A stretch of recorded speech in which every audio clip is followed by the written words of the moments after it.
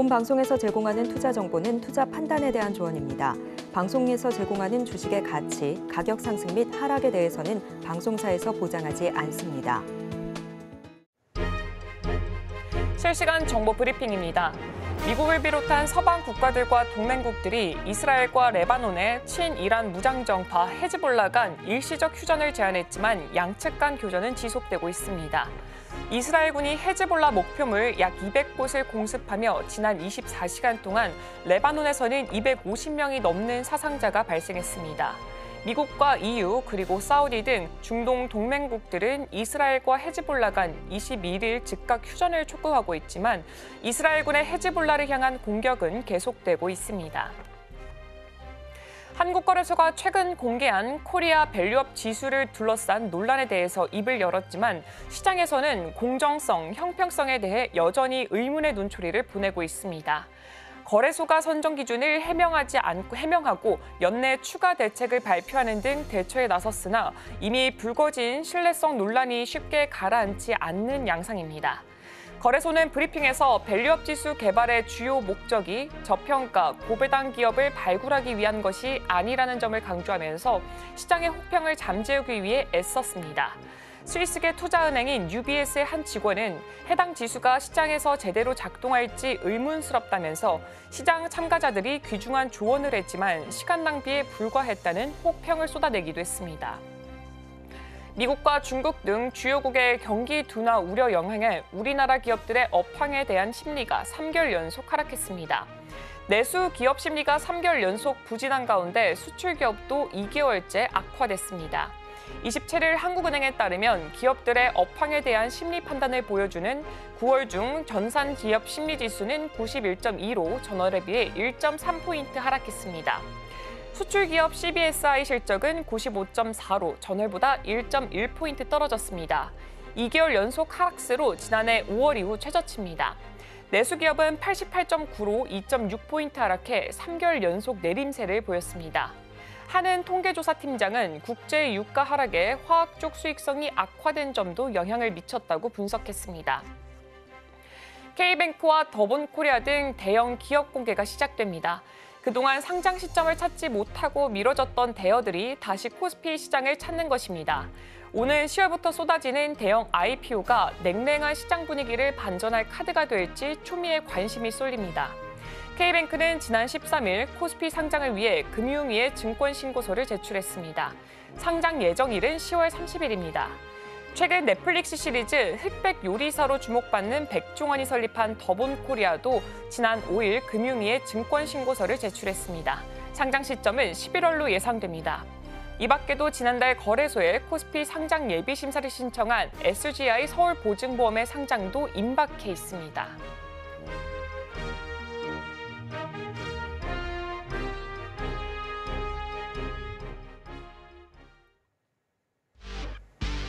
시청자 여러분 안녕하세요. 증시파일 시작합니다. 진행의 이가은입니다. 오은비입니다.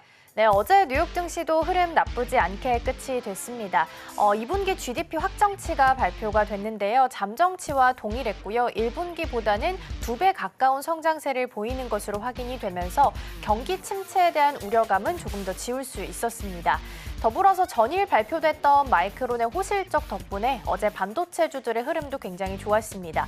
마이크론 자체만으로도 정규장에서 14% 넘게 급등을 좀 했고요. 필라델피아 반도체 지수도 4% 넘게 지수를 좀 이끌어가는 모습을 보였습니다.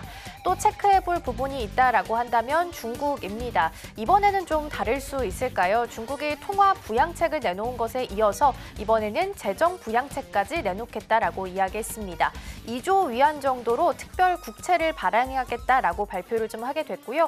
그래서 저녁에, 그러니까 어제 있었던 미국 시장에서는 소재단이 굉장히 강세를 보였습니다.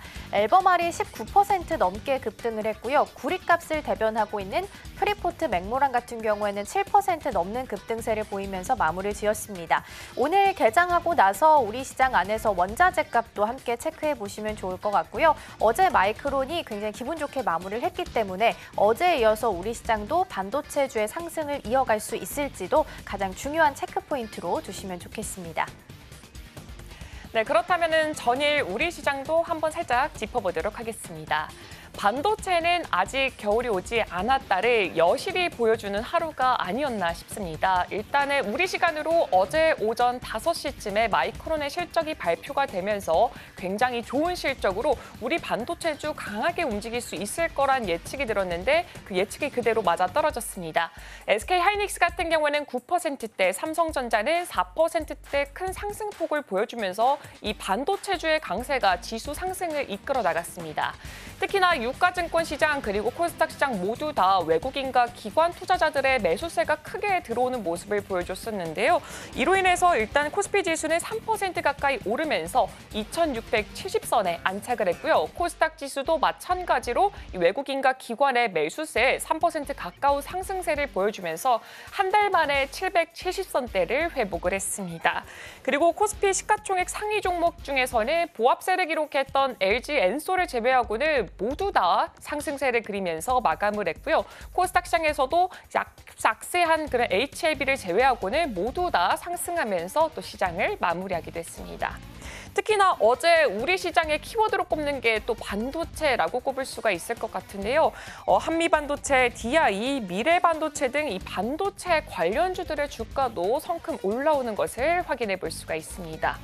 그리고 미니진 이사와 하이브를 둘러싼 갈등이 어느 정도는 해소됐다라는 증권가의 평가에 어제 하이브의 주가를 6.39% 상승하는 모습을 보여줬습니다. 하지만 완전히 소각 상태는 아니기 때문에 향후에 어느 정도 변동성이 있을 수도 있다는 점은 꼭 유의해 주시길 바랍니다. 네, 일주일의 마지막 거래일인 오늘 우리 시장도 개장을 지금 1시간 앞두고 있습니다. 오늘도 함께 하시면서 현명한 투자 전략 세워보시길 바랍니다. 네, 어제 상승했던 이 상승분을 오늘도 좀 추가적으로 이어갈 수 있을지 함께 보시면 좋겠습니다. 자, 그럼 증시파일 본격적으로 출발해 보도록 하겠습니다.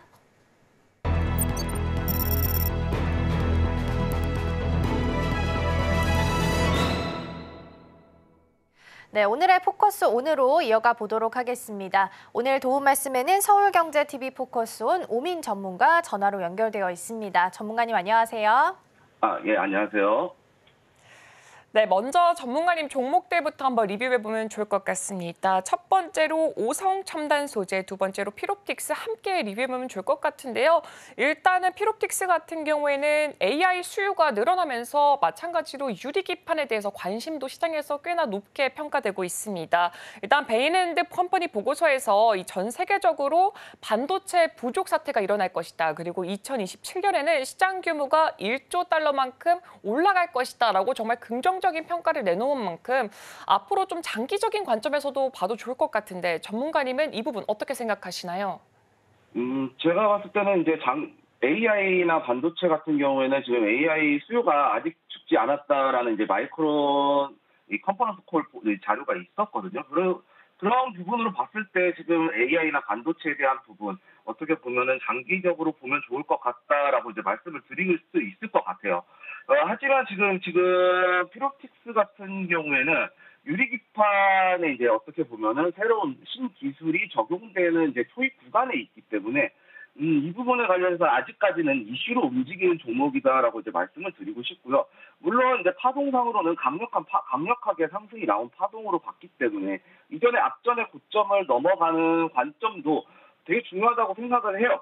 하지만 지금 아직까지는 하방 추세에서 이제 추세를 지금 이제 최근 추세를 보시게 되면요. 하방 추세를 이제 막 뚫어낸 위치예요. 그렇기 때문에 우리는 좀 점진적으로 한 단계 만약에 상승을 한다 하더라도 한 단계 이 계단식으로 상승할 수 있으니 이런 식으로 넘어가는 한 단계별로 스텝 바이 스텝으로 충분히 넘겨보면서 이제 차근차근히 목표가를 이제 하나하나 익절가를 올려가면서 차분히 대응하는 것이 좀 중요하다라고 이제 말씀을 드리고 싶어요.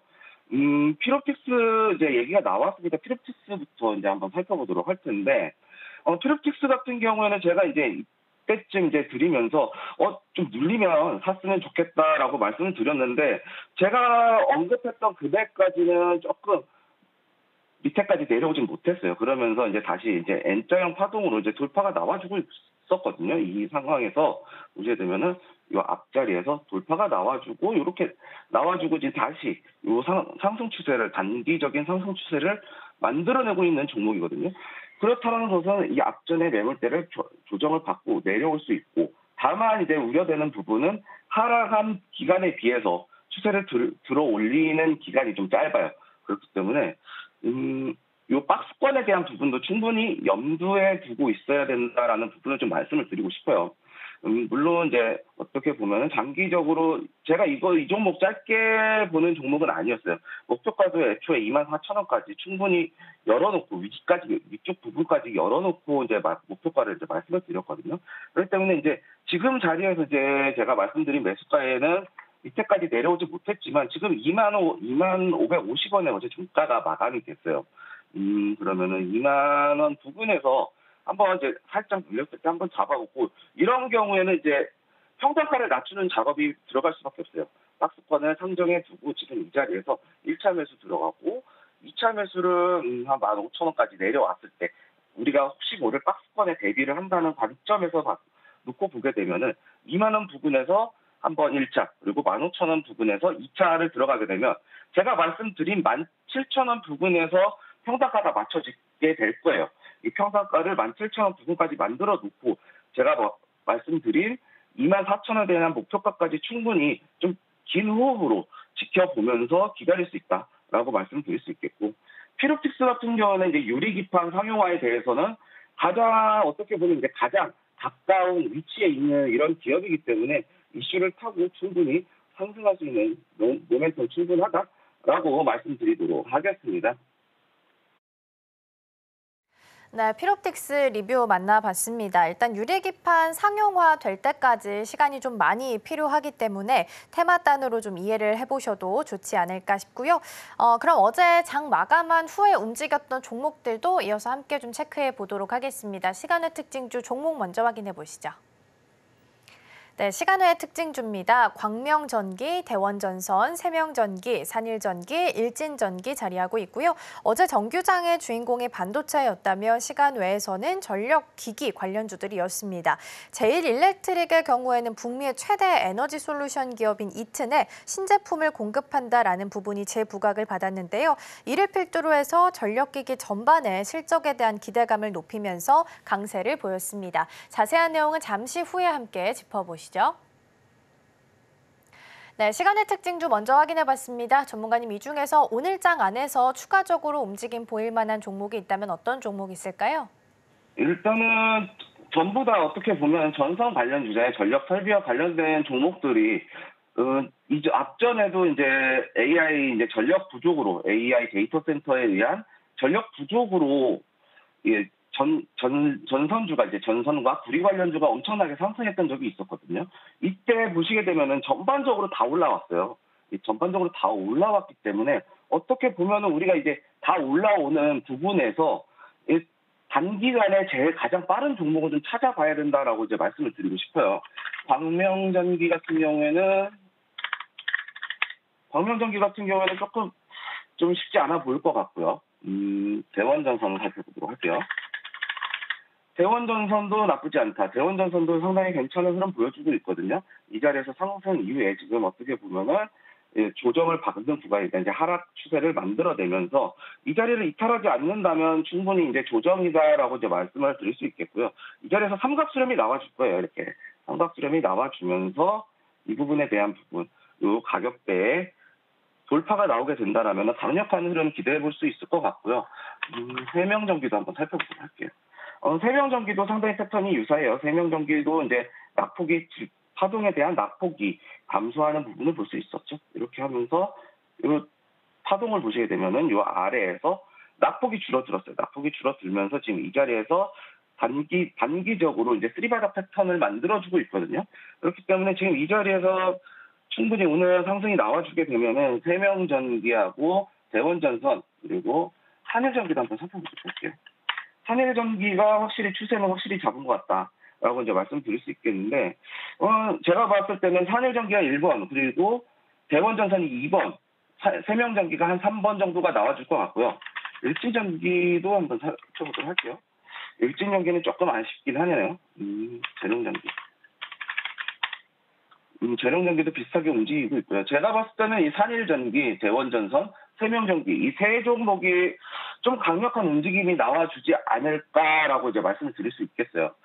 산일전기 이제 어떻게 보면 단기적인 파동까지 한번 살펴보도록 하겠습니다. 산일전기 같은 경우에는 지금 강력한 V자 반등 패턴이 나와주고 있어요. 이 부분은 추세를 계속해서 강력한 상승에 대한 흐름 충분히 연결해 나갈 수 있다라고 말씀을 드릴 수 있을 것 같거든요. 그렇다는 것은 지금 이제 산일전기가 오늘 아마 대장이 될 수 있을 가능성이 전선과 전력 공급에 대해서 가장 큰 흐름을 좋은 흐름을 보여줄 수 있을 것 같다라고 이제 말씀을 드리고 싶어요. 차트적으로도 이제 상승에 대한 추세선만 이탈하지 않는다라고 봤을 때는 제가 이 종목이 가장 강력할 것이다라고 말씀드리도록 하겠습니다. 네, 이제 지난 거래일 시간의 특징주로는 전력 설비 쪽이 좀 자리를 많이 차지한 것으로 보여지고 있습니다. 일단 국회 상임위에서 전력망 특별법에 대해서 본격적으로 논의를 진행한다라는 소식이 들려왔고요. 특히나 산일전기 같은 경우에는 오늘장에서 주가 흐름 한번 주목해 보시면 좋을 것 같습니다. 네, 그렇다면 전문가님, 오늘 우리 시장 속에서 좀 주목해 봐야 될 섹터는 또 어떤 게 있을까요?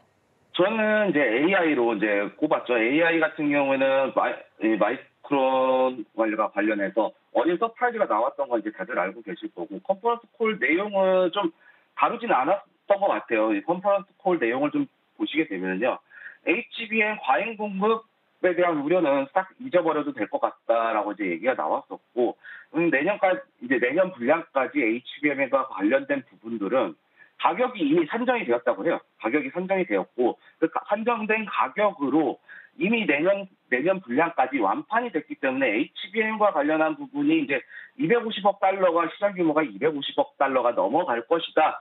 그럼 그만큼 엄청나게 파이가 커질 것이다라고 이제 마이크론 CEO가 이제 컨퍼런스 콜에서 이제 얘기가 나왔었거든요. 그리고 AI 수요가 여전히 증가하고 있고, 이 AI 수요로 인해서 데이터 센터가 증가했다는 얘기거든요. 데이터 센터가 증가하고 있다는 거는 여전히 AI와 관련된, 인공지능과 관련된 부분들이 충분히 시장에서 수요로 나왔다는 것은 산업에 대해서 성장을 하고 있다. 이 성장을 하고 있다라는 것은 주가로 이제 연결이 될 수 있다라고 이제 우리가 해석을 할 수가 있거든요.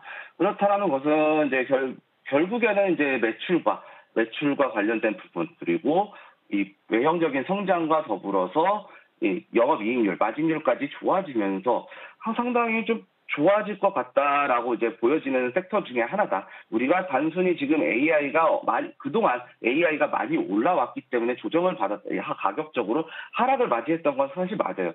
그만큼 이제 산이 높으면 골이 깊다는 말이 있거든요. 그런 것과 마찬가지로 이제 상승이 크게 나왔다가 이제 골을 깊게 파는 모습을 보여줬는데, 이 골을 이제 다시 등반하는 모습을 보여줄 수 있는 것이 바로 AI 섹터가 아닌가. 그리고 AI 섹터가 아닌가라고 이제 저는 말씀을 드리고 싶고요. 관련 종목들도 한번 살펴보도록 하겠습니다. 데이터 솔루션까지 이제 보시게 되면은 데이터 솔루션, AI 클라우드 데이터 센터와 관련된 부분이나 스토리지 관련된 부분이거든요. 이 관련된 사업을 영위하고 있는 기업인데, 낙폭을 이제 좀 빠졌는데, 어제 이제 반도체 섹터가 강하게 나오면서 이 흐름을 돌려내는 어떻게 보면 입꼬리가 달리면서 앞전에 매물대를 터치하는 트렌들이 한번 나왔어요. 그리고 어제 시간에서도 이제 거래량이 나쁘진 않게 나왔는데, 다만 우려되는 부분은 여기서 살짝 눌리고 갈 수가 있다. 왜냐? 역배열이 나와주고 있잖아요. 역배열이 나와주고 있는 상황이기 때문에 가격적인 저항은 받을 수밖에 없다라고 이제 말씀을 드릴 수 있겠지만, 여전히 이 부분의 박스권은 우리가 이 부분에서 4,270원 정도 되겠네요. 정확하게 말씀드리면 4,300원이네요. 4,300원에서 5,060원 부분에 이 어제 캔들 시가와 종가에 대한 부분에서 박스권이 지켜주는지 나와주는지에 대한 여부, 이 부분이 정말 저는 중요하다고 이제 말씀을 드릴 수 있거든요. 이 부분과 관련된 이탈하지 않았으면 충분히 공략을 해볼 수 있을 만한 종목이다라고 이제 말씀을 드릴 수 있겠고요. 폴라리스 AI도 지금 어떻게 보면은 상당히 강력한 상승이 나온 이후에 지금 이제 기간적으로 이제 좀 조정을 받고 있는 모습인데, 지금 아직까지는 완벽하게 패턴이 나와주고 있지는 않았어요. 이게 완벽하게 하락하는 추세를 잡아주지는 못하고 있지만, 이 상승에 대한 삼각수렴 패턴이 전에 보시게 되면 이 자리에서 나왔다가 상승에 대한 가격 탄력이 조금 붙고 있어요. 이 상승에 대한 가격 탄력이 붙었다라는 것은 조만간에 지금 추세는 이렇게 만들 수 있거든요. 그러면은 이 자리 같은 경우에도 어제 캔들이 또 좀 중심일 것 같아요. 보시게 되면은 이 패턴의 중심이 2,760원에서 50원에서 60원 사이 이 부분에서 지지를 받고 반등이 나와줄 수 있는지에 대한 여부, 아니면 눌렸을 때 2,600원 초반대의 가격, 이 자리까지는 좀 눌릴 수 있다. 이 자리까지 눌릴 수 있기 때문에 만약에 눌리게 되면은 다만 이 삼각수렴에 대한 부분, 앞전에 여기까지 눌릴 수 있는 2,200원대까지 눌렸다가 움직일 수 있는 가능성이 있기 때문에 일단은 눌렸다가 일봉상으로 양봉 하나 나오는 거 보고 우리가 진입을 해도 늦지 않다라고 말씀을 드릴 수 있겠고요. 마지막으로 살펴볼 종목이 모프엠시스예요. 모프엠시스 같은 경우에는 모프엠시스 같은 경우는 완전히 이제 낙폭을 완전히 줄어들면서 어느 정도 위치를 좀 만들어낸 것으로 보여져요. 다만 이 종목도 역배열 상황에 있는 종목이기 때문에 조금 짧게 치고 빠져나갈 수 있는 종목이다라고 이제 말씀을 드릴 수 있겠고, 여기 이제 240일 이동평균선 약간 상회하는 이 위치까지는 충분히 노려볼 수 있는 종목이다라고 이제 좀 말씀을 드리고 싶습니다. 이러한 이 AI와 관련된 부분들이 상당히 지금 우리가 좀 집중을 해야 되는 부분이 반도체가 상승했는데 이 반도체가 뭐 때문에 상승했는지에 대한 부분을 우리가 다시 한번 생각을 하게 된다면 분명히 이 반도체 섹터가 상승하는 이유는 그 뒤에 반드시 AI라는 부분들이 뒤따라오고 있기 때문이다라는 부분을 우리가 반드시 이제 염두에 두시면은 이 AI와 관련된 섹터들을 집중을 할 수 있다라고 이제 말씀드리도록 하겠습니다. 네, 이렇게 오늘 주목해봐야 될 섹터 AI 제시해 주셨습니다. 일단 마이크론의 깜짝 실적 발표와 더불어서 윤석열 대통령의 AI 국가 총력전 선포 소식까지 모두 다 적용이 되면서 주가에 대해서 좀 탄력적인 상승 흐름을 기대해 볼 수 있지 않을까라고 의견 제시해 주셨습니다. 그렇다면 이 종목들 중에 전문가님의 탑픽 종목은 또 어떤 게 있을까요? 제가 아까 이제 AI 말씀드렸잖아요. AI에 대한 부분들을 우리가 이제 관심을 가져야 될 때가 됐다라고 이제 말씀을 드렸지만, 제 모프엠시스라는 종목이 저는 이제 눈에 확실하게 띈다라고 이제 말씀을 드릴 수 있을 것 같아요. 모프엠시스 같은 경우에 어떻게 보면은 이 자리에서 이제 어떻게 보면은 강력한 파동을 나타내주지는 못했어요. 상승이 나왔다가 강력한 조금 이제 파동을 세게 만드는 부분은 있지만 이 파동이 세게 나오고 나서 이제 AI가 이제 시장의 관심을 잃어감에 따라서 이제 낙폭이 좀 나와주고 있거든요. 근데 우리가 여기서 주목해야 될 부분이 있어요. 보셔야 되는 앞전에 매물대 이 자리 넘어갈 때 터치를 해주거든요. 지속적으로 윗꼬리를 길게 달면서 지속적으로 이렇게 본전을 주는 위치들이 계속해서 나와주고 있어요. 이 부분이 뭐냐? 바로 하락을 하면서도 매물대를 소화시켜주면서 하락을 했다라는 관점이 정말 중요하거든요.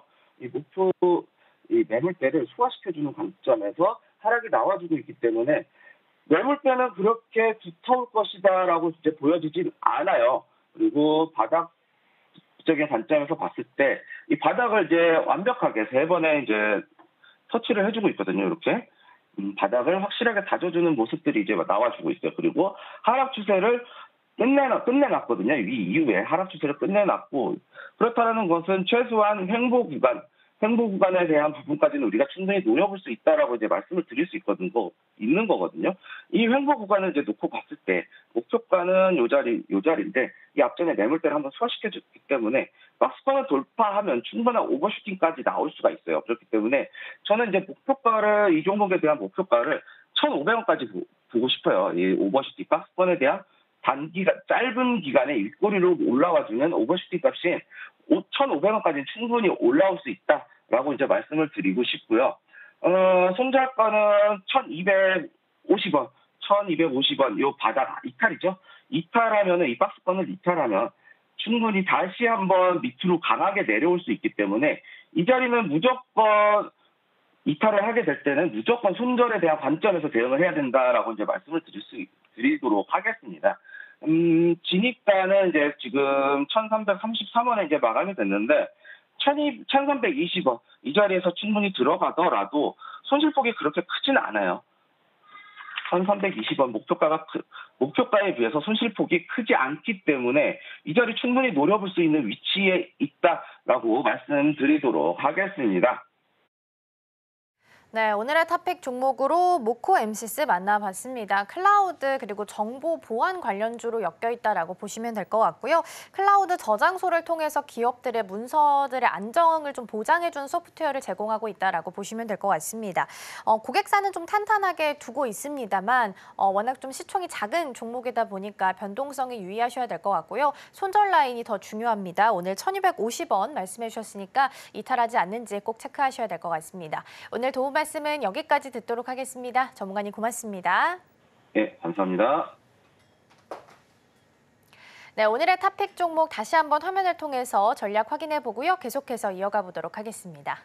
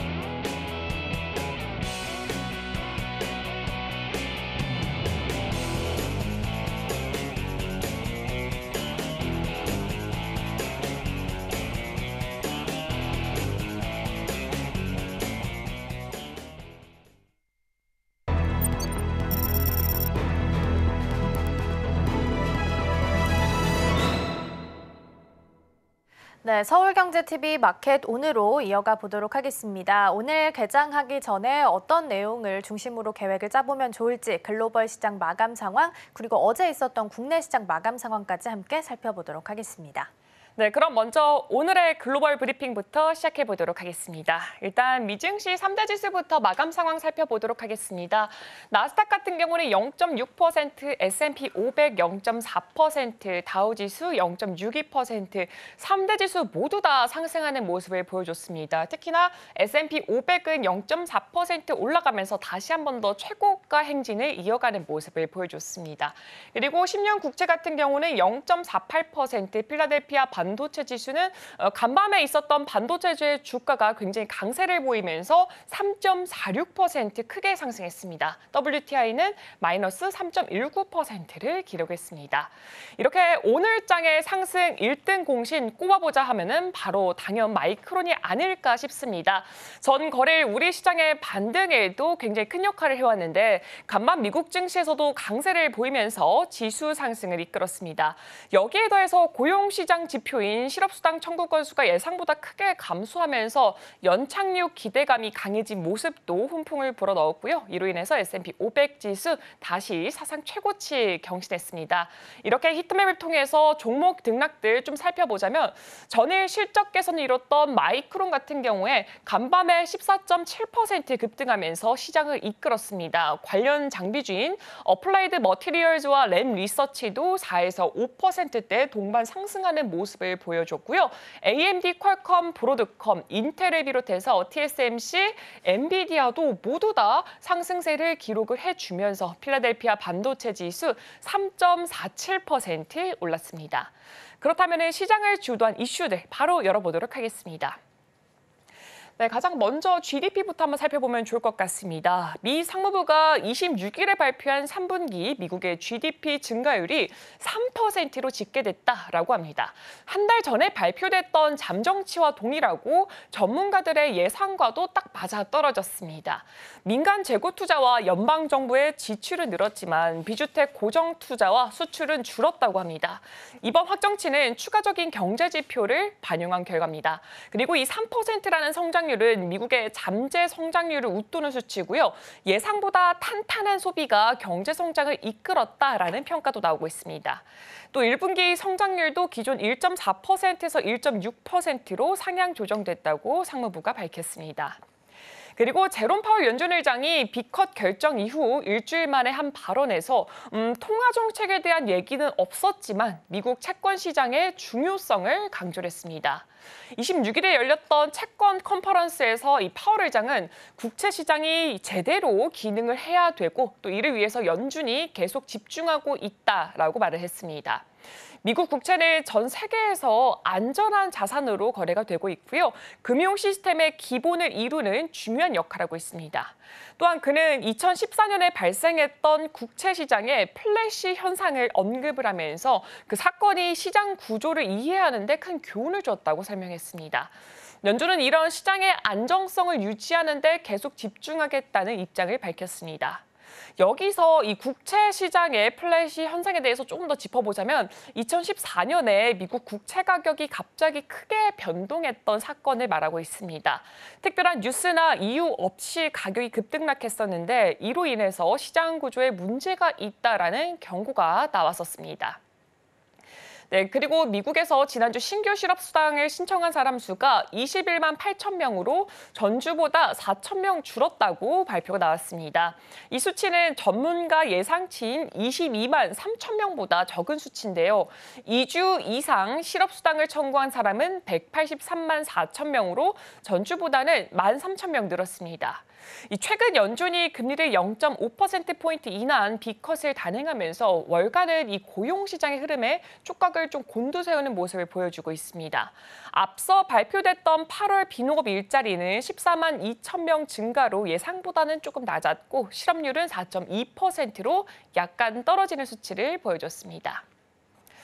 네, 그리고 미국 지금 상황은 또 어떤지 바로 살펴보도록 하겠습니다. 미국 상하원이 연방정부의 셧다운을 막기 위해서 임시 예산안에 사실상 합의했다라는 소식이 들려왔습니다.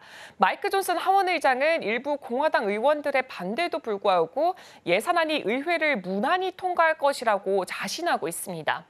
예산안이 통과가 되면은 연방정부 같은 경우에는 12월 20일까지 운영될 수가 있고요. 그동안에 새해 예산안을 논의할 시간이 생기게 됩니다. 다만 공화당 내 강경파는 예산 지출 삭감 내용이 포함되지 않아서 반대를 하고 있는데요.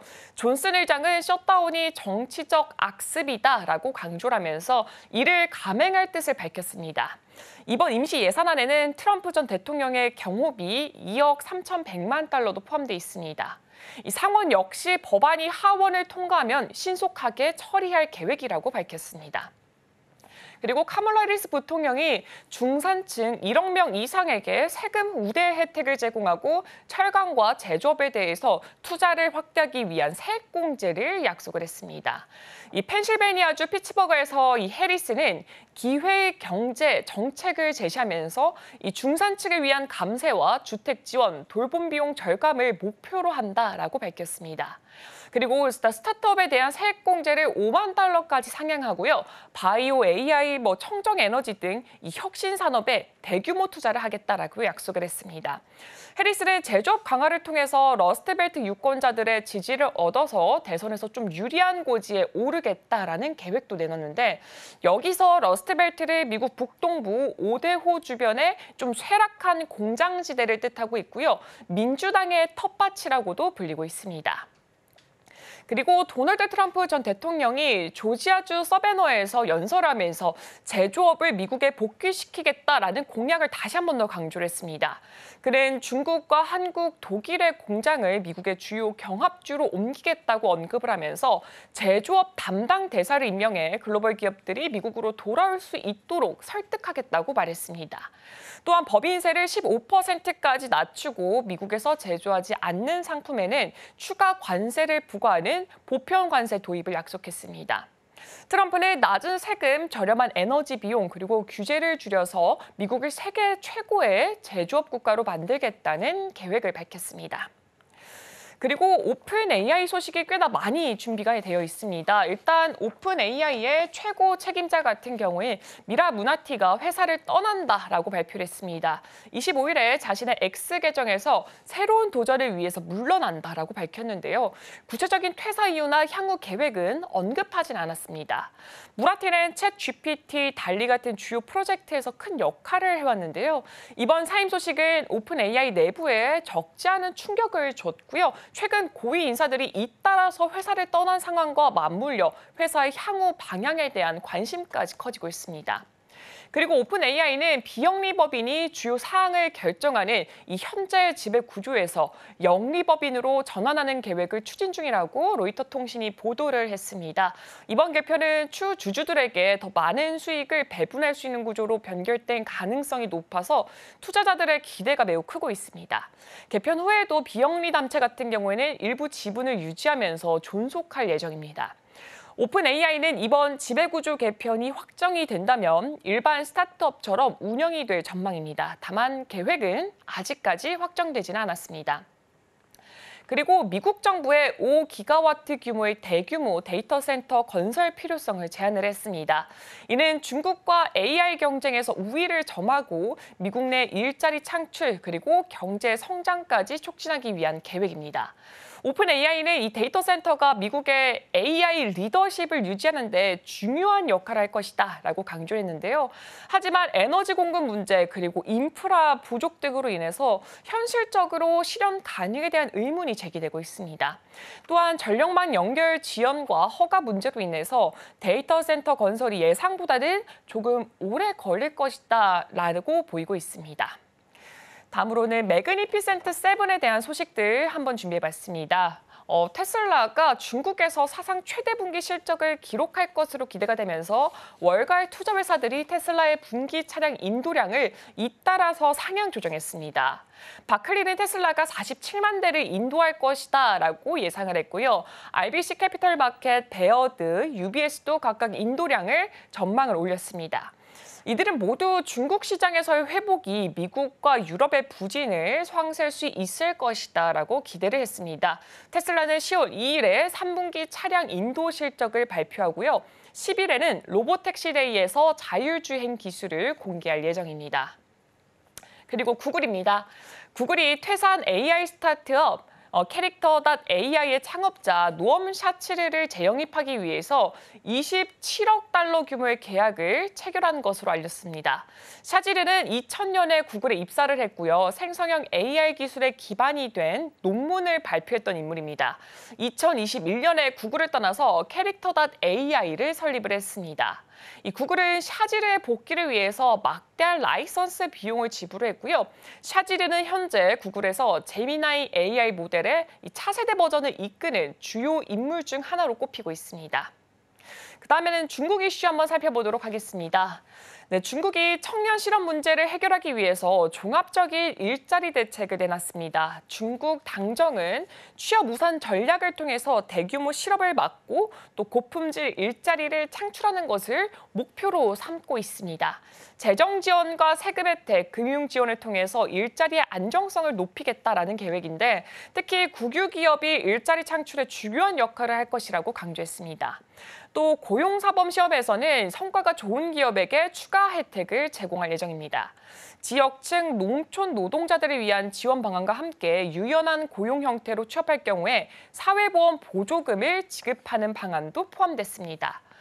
그리고 캐나다가 중국산 전기차, 철강, 알루미늄에 대한 관세를 올리자 중국이 이에 대응해서 반차별 조사를 시작했습니다.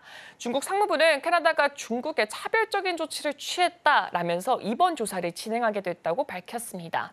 캐나다는 최근 중국산 제품에 추가 관세를 부과했는데 이에 맞서서 중국도 캐나다산 유채씨와 화학 제품에 대해 반덤핑 조사를 시작한 상태입니다. 만약에 조사 결과 차별적 조치가 인정이 된다면 중국도 캐나다산 제품에 추가 관세를 부과할 가능성이 있습니다. 그리고 일본 정부가 제3국을 경유해 우회 수입되는 제품에 대해서 반덤핑 관세 대상을 확대할 계획입니다.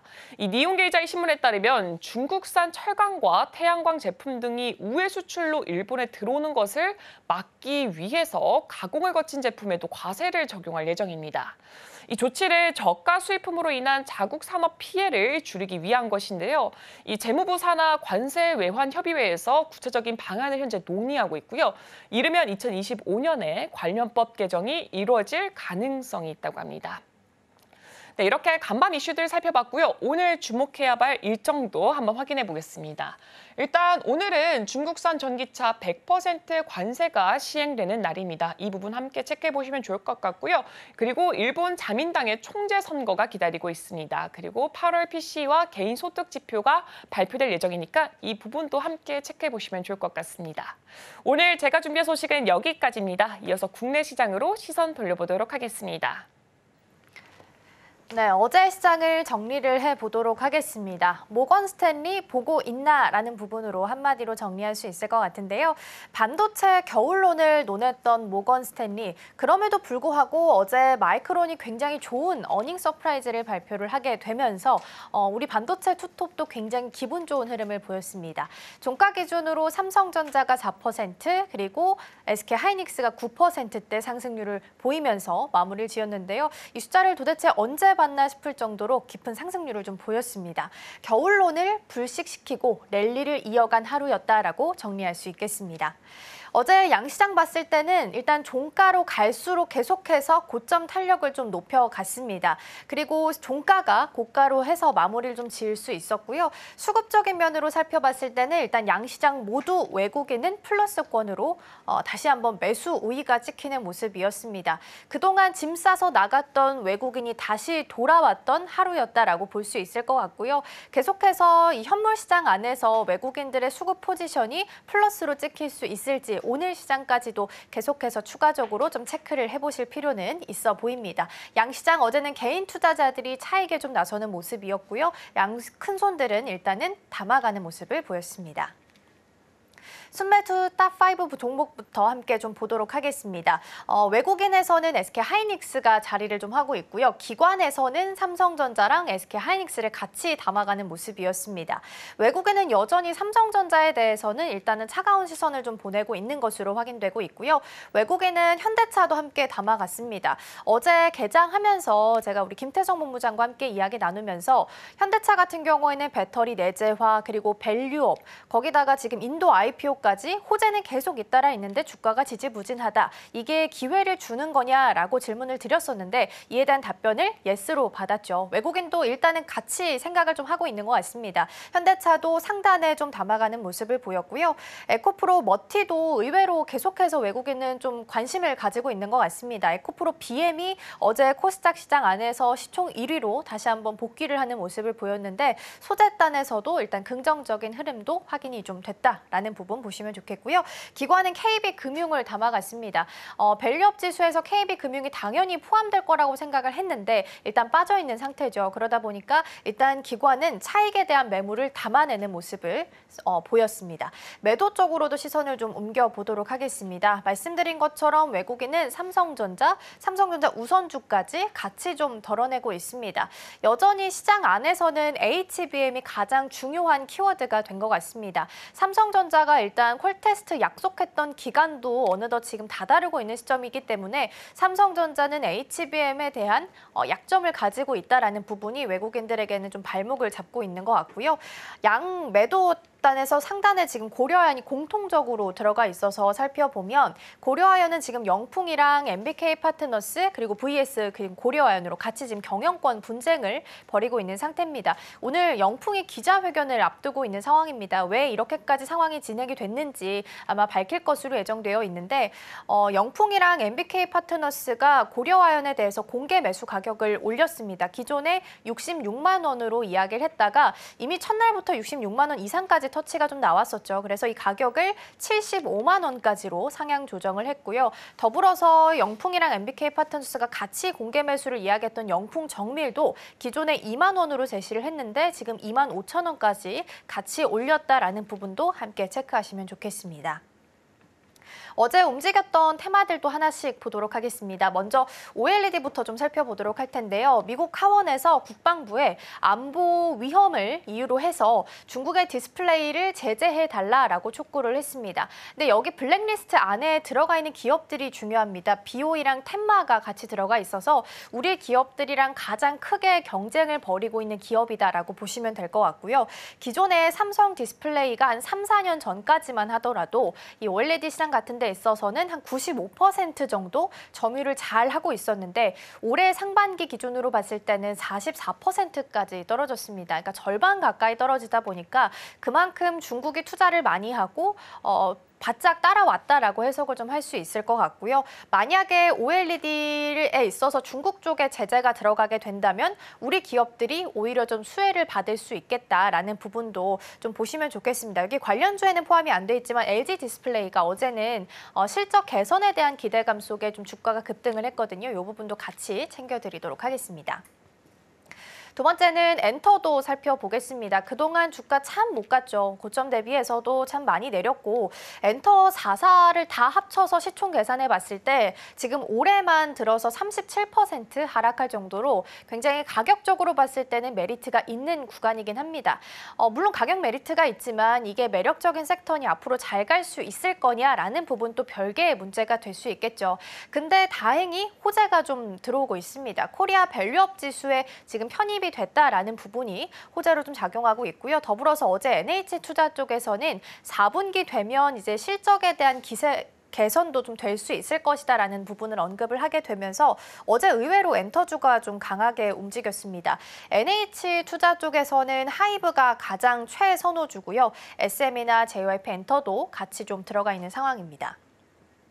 마지막 테마는 AI랑 양자를 좀 같이 묶어봤습니다. 앞서서 은비 앵커가 설명을 좀 드린 것처럼 해리스 후보는 AI랑 양자 컴퓨팅에 있어서 박차를 가할 것으로 보입니다. 1,000억 불 정도 세제 혜택을 주겠다라고 어제 발표를 좀 했고요. 우리 시장 안에서도 관련주들이 움직임을 살짝 좀 보였습니다.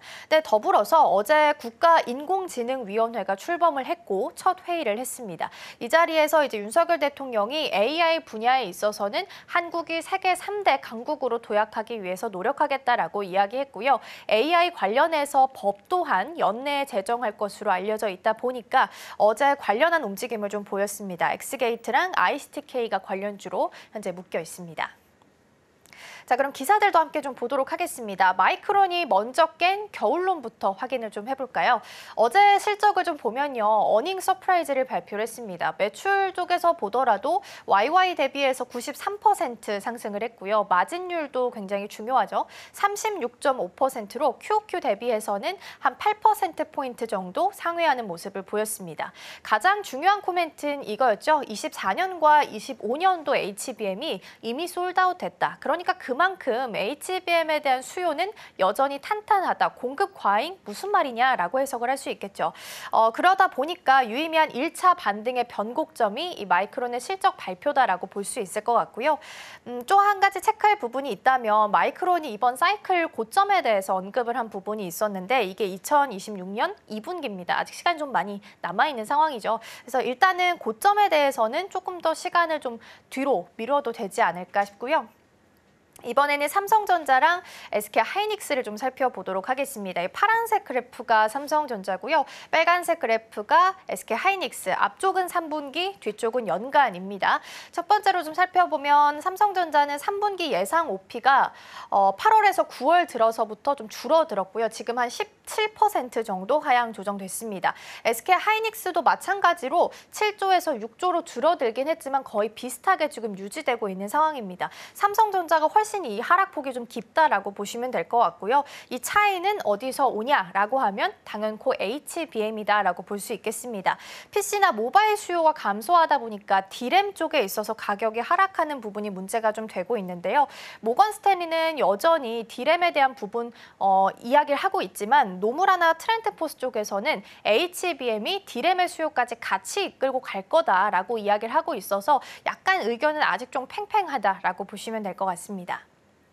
두 번째는 어제 있었던 SK하이닉스의 소식입니다. 세계 최초로 12단 HBM3E를 양산을 했습니다. HBM은 D램을 적층으로 쌓아 올리는 걸 의미를 하죠. 기존에는 8개 정도 D램을 적층을 했습니다. 3GB짜리였기 때문에 총 데이터를 저장할 수 있는 양은 24GB 정도였는데 이번에는 12개를 적층을 하는 세계 최초로 양산을 좀 하게 됐고요. 36GB다라고 보시면 될 것 같습니다. 어드밴스드 MUF 공정이 들어갑니다. 삼성전자는 NCF 방식을 사용을 하죠. 이 D램 사이에 필름을 놓고 열을 줘서 이 필름이 녹으면서 D램이 같이 접착이 되는 방식인데 MUF 같은 경우에는 액체를 넣어서 낮은 온도에서 굳힌다라고 보시면 될 것 같습니다. 일단 휨 현상을 조금 더 이전보다 제어할 수 있다라는 장점을 가지고 있고요. 연내에 고객사에 공급할 예정이다라고 이야기했는데 이 고객사가 아무래도 엔비디아가 되지 않을까라고 예상을 하고 있습니다. 8단 제품 나오고 나서 6개월 만에 12단 제품 나온 거기 때문에 기술력에 있어서는 역시 삼성전자보다 앞서 나가고 있구나라는 부분에 있어서도 주가에 그대로 반영이 좀 되는 모습이었습니다. 이번에는 자율주행 쪽도 좀 살펴볼 텐데요. 일단 테슬라가 10월에 로보택시 발표 예정되어 있고요. 미국에서는 자율주행차 관련해서 중국산 부품이나 소프트웨어 사용한 거 사용할 수 없게끔 하겠다라고 이야기 좀 내놓은 상태죠. 여기까지 이제 매크로적인 이슈다라고 볼 수 있겠고요. 어제 우리 시장 안에서 봤을 때는 국내 처음으로 심야 자율주행 택시가 도입이 됐습니다. 우리 자주 사용하는 카카오티를 통해서 호출을 좀 할 수 있고요. 연말까지는 세대 무료로 운행이 돼서 일단 운행료는 0원이라고 합니다. 하드웨어랑 소프트웨어 쪽으로 좀 같이 봤을 때 카메라나 레이더 관련주 보시면 좋을 것 같고요. 뇌라고 판단할 수 있는 소프트웨어 같은 경우에는 음성 인식할 수 있는 부분 관련주들을 좀 체크해 보면 좋을 것 같습니다. 오늘 일정도 체크해 볼 텐데요. 오늘 앞서 말씀드린 것처럼 영풍의 기자회견 자리하고 있고요. 제가 여기 담진 않았는데 오늘 한화 에어로스페이스가 인적 분할 후에 거래를 재개하는 첫날입니다. 주가 흐름 어떻게 될 수 있을지 방산주에게는 또 힘차게 훈풍을 좀 불어넣어 줄 수 있을지도 함께 체크해 보시면 좋겠습니다. 오늘 브리핑은 여기까지 전해드리겠습니다. 네, 이렇게 오늘 살펴볼 섹터 종목 그리고 이슈까지 살펴봤습니다. 저는 잠시 후 9시 개장 방송으로 찾아뵙도록 하겠습니다. 네, 오늘 개장하고 나서도 저희 방송과 함께 하시면서 전략들 꼼꼼하게 체크해 보셨으면 좋겠습니다. 많은 관심 부탁드립니다.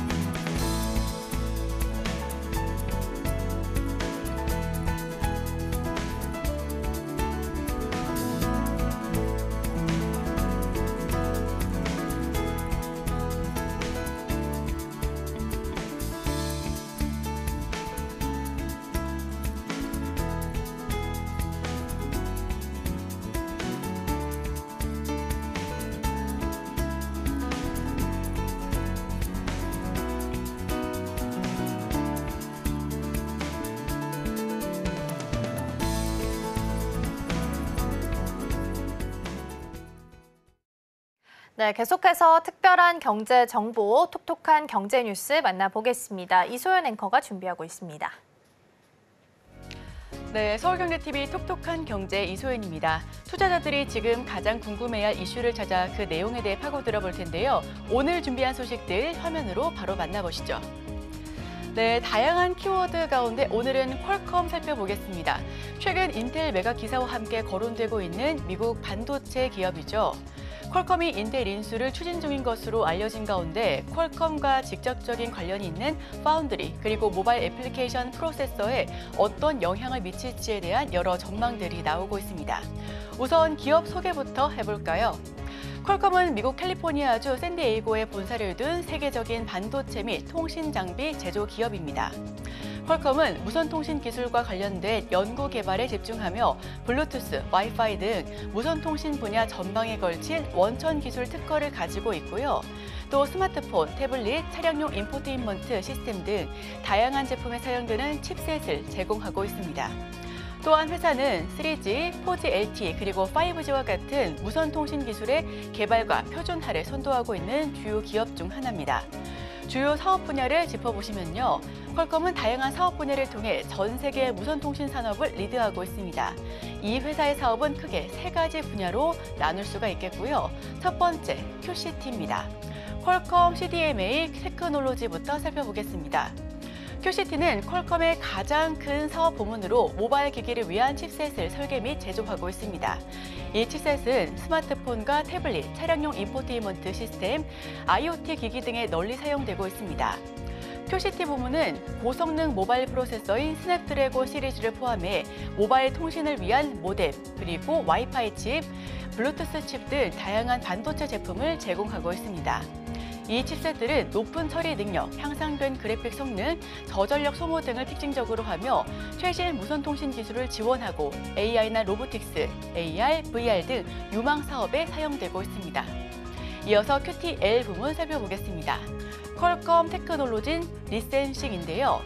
QTL 부문은 퀄컴의 방대한 특허 포트폴리오를 관리하며 이를 통해 로열티 수입을 창출하고 있습니다. 퀄컴은 또 CDMA, WCDMA, 4G LTE, 5G 등 무선통신 기술에 관한 핵심 특허를 다수 보유하고 있습니다. 이러한 기술은 현대 모바일 통신의 기반이 되고 있습니다. 제조업체들은 퀄컴의 기술을 사용해 자사의 제품을 생산할 때 이 특허를 사용하기 위해 로열티를 지불해야 합니다. 이 사업 부문은 퀄컴의 지속적인 수익을 제공하며 연구개발 활동을 지원하는 데 중요한 역할을 하고 있습니다.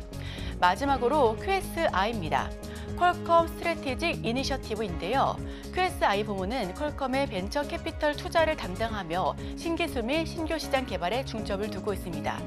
이 부문은 혁신적인 기술 스타트업에 투자함으로써 새로운 성장 기회를 모색하고 퀄컴의 기술 및 사업 포트폴리오를 확장하고 있습니다. QSI 투자는 주로 무선통신, 인공지능, 그리고 IoT, 자동차 기술, 가상현실 등의 분야에서 이루어지고 있습니다. 다음은 퀄컴 주가 한번 살펴보겠습니다. 9월 24일 기준 166달러 선에서 거래가 되고 있고요. 2022년도부터 2023년도 말까지는 퀄컴 주식이 지속적으로 하락세를 보였습니다. 그 이유는 인플레이션이 심화되고 경기 침체가 오고 글로벌 스마트폰 수요가 줄어들었기 때문입니다. 스마트폰의 칩 설계와 공급이 퀄컴 매출의 60% 이상을 차지하고 있었기 때문에 타격이 아주 컸는데요. 또한 주요 고객사인 애플이 자체 칩을 개발하는 것도 퀄컴의 시장 영향력에 영향을 미쳤습니다. 하지만 2024년이 되면서 5G 스마트폰 칩셋이 수요가 증가하고 자동차 및 IoT 분야의 실적이 상승하면서 주가는 급격히 상승하고 있습니다. 그럼 최근 특징적인 이슈까지 알아보겠습니다. 퀄컴의 인텔 인수 이슈 가장 크게 거론이 됐었죠. 퀄컴이 인텔 PC 설계 사업부 인수만 추진할 경우 위탁 생산 필요성이 증가해 TSMC와 삼성전자 등 파운드리 업체들의 퀄컴 수주 물량이 커질 가능성이 있습니다. 반면 인텔의 생산 능력까지 갖게 되면 파운드리 업체들은 대형 고객사를 잃을 우려가 제기되고 있는데요. 모바일 AP에서도 퀄컴이 기술력을 높이면서 삼성전자와 미디어텍 등 경쟁사들과의 격차를 벌릴 수 있다는 관측이 나오고 있습니다. 업계에서는 퀄컴의 인텔 인수가 현실화된다면 역대 최대의 기술기업 합병 사례가 되는 만큼 향후 반도체 각 부문에 미칠 영향력 등에 주목하고 있습니다. 반면 업계에서는 퀄컴이 인텔의 파운드리 사업부까지 인수했을 경우에도 관심을 갖고 있습니다. 자체적인 생산 시설을 갖출 경우 그동안 퀄컴의 모바일 AP 생산을 맡아온 TSMC가 타격을 입을 가능성이 제기되고 있습니다. 대만 언론 공상시보는 TSMC는 퀄컴의 모바일 AP 스냅드래곤 파운드리 주문을 잃게 될 것이라고 우려하고 있다고 전한 바 있는데요. 공상시보는 퀄컴의 최대 경쟁사인 대만의 미디어텍이 가장 먼저 매출 중에서 타격을 입을 것으로 내다보고 있습니다. 현재 모바일 AP 시장 점유율은 미디어텍이 32%로 퀄컴보다 앞서지만 프리미엄 제품 시장에서는 퀄컴에 밀리고 있는 상태죠. 다만 일각에서는 양사 간 합병이 규제 당국의 반독점 심사 등으로 당장 이루어지기에는 한계가 있다는 분석도 내놓고 있습니다. 또 퀄컴은 삼성전자와의 업무 협약 이슈도 전해졌습니다. 퀄컴이 삼성전자의 차세대 모바일 애플리케이션 프로세서 칩 생산을 맡길 수 있다는 전망이 나오고 있습니다. 퀄컴은 현재 TSMC의 공정을 통해 모바일 AP를 생산하고 있습니다. 비용 절감을 위해 삼성전자와 TSMC의 모든 파운드리를 쓰는 투트랙 전략의 일환으로 풀이가 되고 있고요. 이렇게 되면 삼성전자는 자사 공정을 통해 향후 갤럭시 스마트폰에 탑재되는 AP 스냅드래곤을 생산할 것으로 보여지고 있습니다. 다만 업계에서는 역시 삼성전자의 낮은 수율이 변수가 될 것으로 분석하고 있습니다. 마지막으로 구글과의 혼합현실 스마트 안경 개발 소식까지 전해드리겠습니다. 퀄컴이 삼성, 구글과 손을 잡고 혼합현실 스마트 글라스를 개발 중이라고 CNBC가 보도했는데요. 크리스티아노 아몽 퀄컴 최고 경영자는 이날 CNBC에 삼성, 구글에 협력해 스마트폰에 연결될 MR 스마트 글래스 세트를 연구하고 있다고 밝힌 바 있습니다. 스마트 글라스는 증강현실 기능을 탑재한 기기로 안경처럼 착용해 주변 환경을 보면 그 위에 표시된 각종 디지털 콘텐츠 정보를 볼 수가 있습니다. 특히 이번 파트너십을 통해 출시할 스마트 글라스는 애플이 선보일 비전 프로와는 접근 방식이 다르다고 CNBC는 설명하고 있습니다. 오늘 제가 준비한 소식은 여기까지입니다. 계속해서 서울경제TV 증시 후 개장 방송 함께 하시면서 오늘 시장 대응하시길 바랍니다.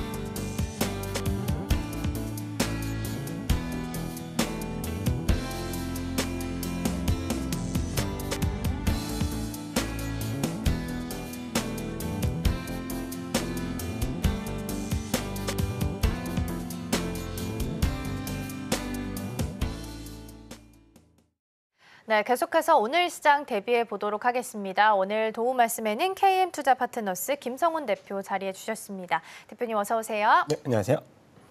네, 마이크론이 의외의 실적을 어닝 서프라이즈를 내면서 어제 우리 시장도 반도체 투톱의 흐름이 굉장히 좋았습니다. 또 수급적으로 봤을 때도 짐 싸서 나갔던 외국인 다시 돌아오는 날이기도 했거든요. 그럼 겨울론에 대해서 일단은 좀 어느 정도 불식은 좀 시킨 것 같은데 바닥 잡았다라고 볼 수 있을까요? 네, 가장 크게 두 가지 요소로 우리가 해석을 해볼 수가 있을 것 같은데요.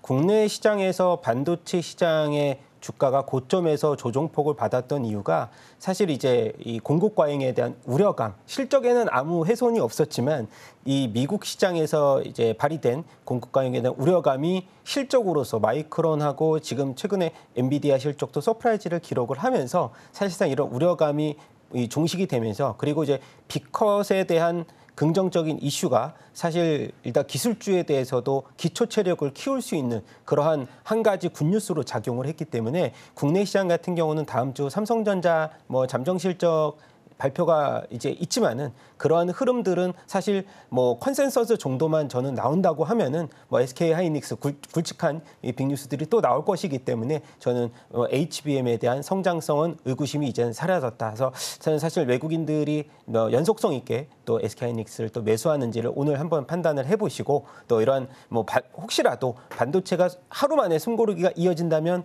또 일단 바이오라든가 2차 전지 쪽으로도 일단 순환매적인 흐름으로서 시장을 받쳐줄 수 있는 요소들이 많고요. 또 이제 추가적으로도 얘기를 하겠지만은 하나 에어로스페이스가 또 시장에 또 상장이 되는데 그러한 일단 저희가 성장 섹터들이 좀 다분히 많기 때문에 사실상 시장에 대해서 우려감은 없이 또 좋은 섹터들에 대해서도 선별적으로 우리가 포트폴리오를 잘 구성해 보신다면은 일단 이 순이익에 대해서는 우리가 또 아주 긍정적으로 예상을 하고 있는 상황입니다.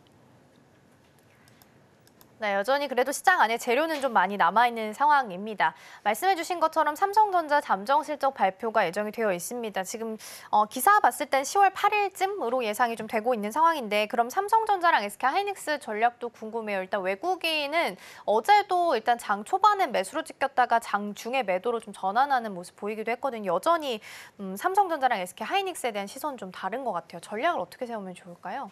일단은 잠정 실적 발표가 나오고 나서 또 한 번의 포트폴리오 조정을 한번 하셔야 되겠지만은 지금은 이제 범용 메모리 관련된 보유 재고가 가장 관건입니다. 삼성전자는 HBM에 대한 이제 성장 카테고리가 없기 때문에 퀄 테스트를 빠르게 통과해야만이 외국인들의 수급을 어느 정도 불식시킬 수 있는 또 매수 요소로서 하나 작용을 할 수 있을 것 같고요. 어제 같은 경우도 SK하이닉스를 선별적으로 외국인들이 또 어느 정도 매수를 해주고 있는데 그것은 아까 말씀드렸던 HBM의 3E에 대해서 양산에 대해서도 이제 마진율이 굉장히 좋기 때문에 하반기로 갈수록 블랙엘에 대해서도 지금 25년 기준으로도 마진 일단 계속해서 마진이 이어지고 있기 때문에 사실 어느 정도 우리가 장기적으로 본다면은 삼성전자보다는 SK하이닉스 쪽으로 수급이 계속 이어질 것이고요.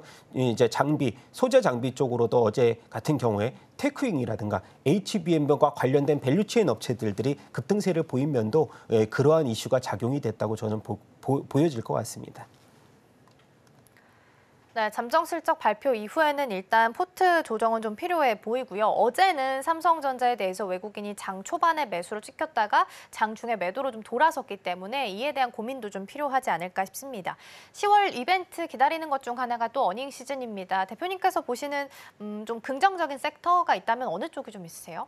지금 사실은 수급으로만 본다면은 어저께 같은 경우 2차 전지 소재 업체들이 급등 랠리를 보였지만은 사실 우리가 실적 베이스로서 좀 냉철하게 판단한다면은 2차 전지는 순환매적인 차원으로 기술적 반등에서 흐름을 보실 수가 있을 것 같은데 가장 크게 본다면은 테슬라의 3분기 잠정 실적이 이제 어느 정도의 굿뉴스로 나온다고 하면은 2차 전지에 대해서도 계속해서 그동안에 좀 숨고르기를 좀 장기적으로 이어갔던 소재 업체들 최근 들어서 금양이라든지 이제 포스코 퓨처엠이 대량 수주를 나타내면서 거의 바닥권에 근접했다는 소식도 있었고요.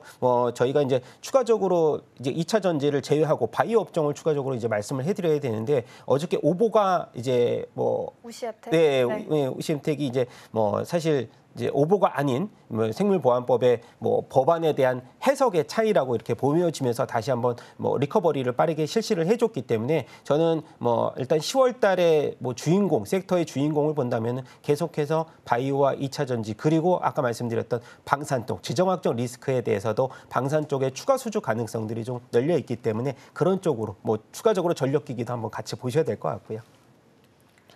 네, 일단은 숫자 잘 찍히는 쪽으로 좀 보시면 좋겠습니다. 우시바이오는 어제 오보 소동이 있었습니다. 우시앱텍 관련해서 자회사랑 계열사도 같이 포함된다라는 멘트가 들어가 있었는데 여기 안에 우시바이오가 빠져 있다라는 오보가 나오면서 일단은 좀 빠지는 모습이었습니다.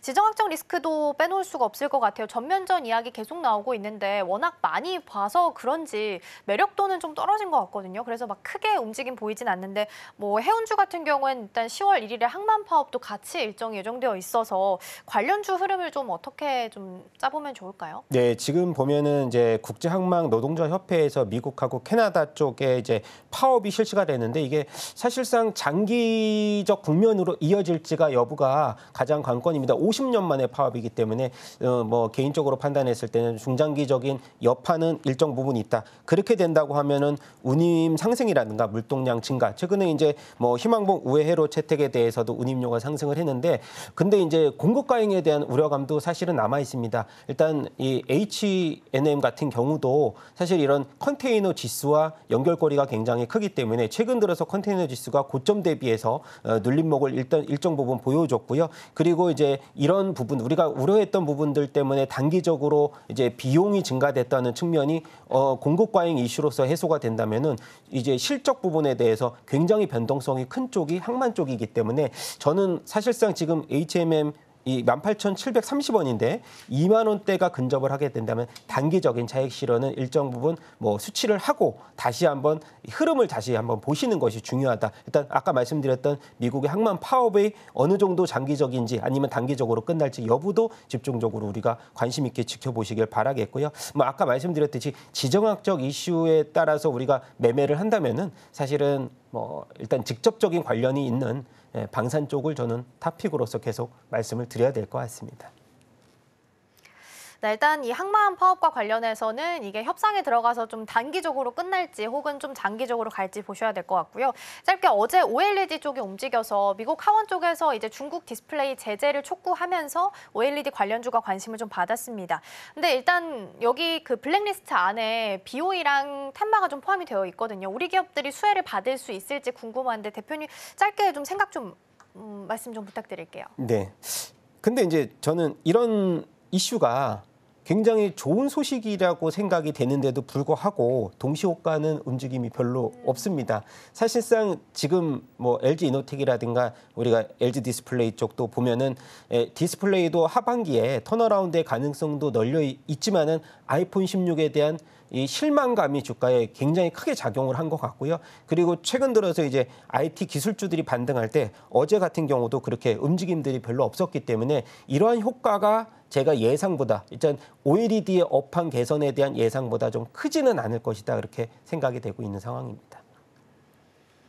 네, 말씀해 주신 것처럼 생각보다 반응이 좀 크진 않았습니다. 이 BOE랑 텐마가 블랙리스트에 포함이 되어 있고 디스플레이 시장 안에서 중국이 굉장히 빠르게 쫓아오고 있음에도 불구하고 수혜를 받을 수 있을지는 조금 더 보셔야 될 것 같습니다. 뉴스 플로우 조금 더 체크해 드리도록 하겠고요. 오늘 시장 문 열고 돌아오도록 하겠습니다.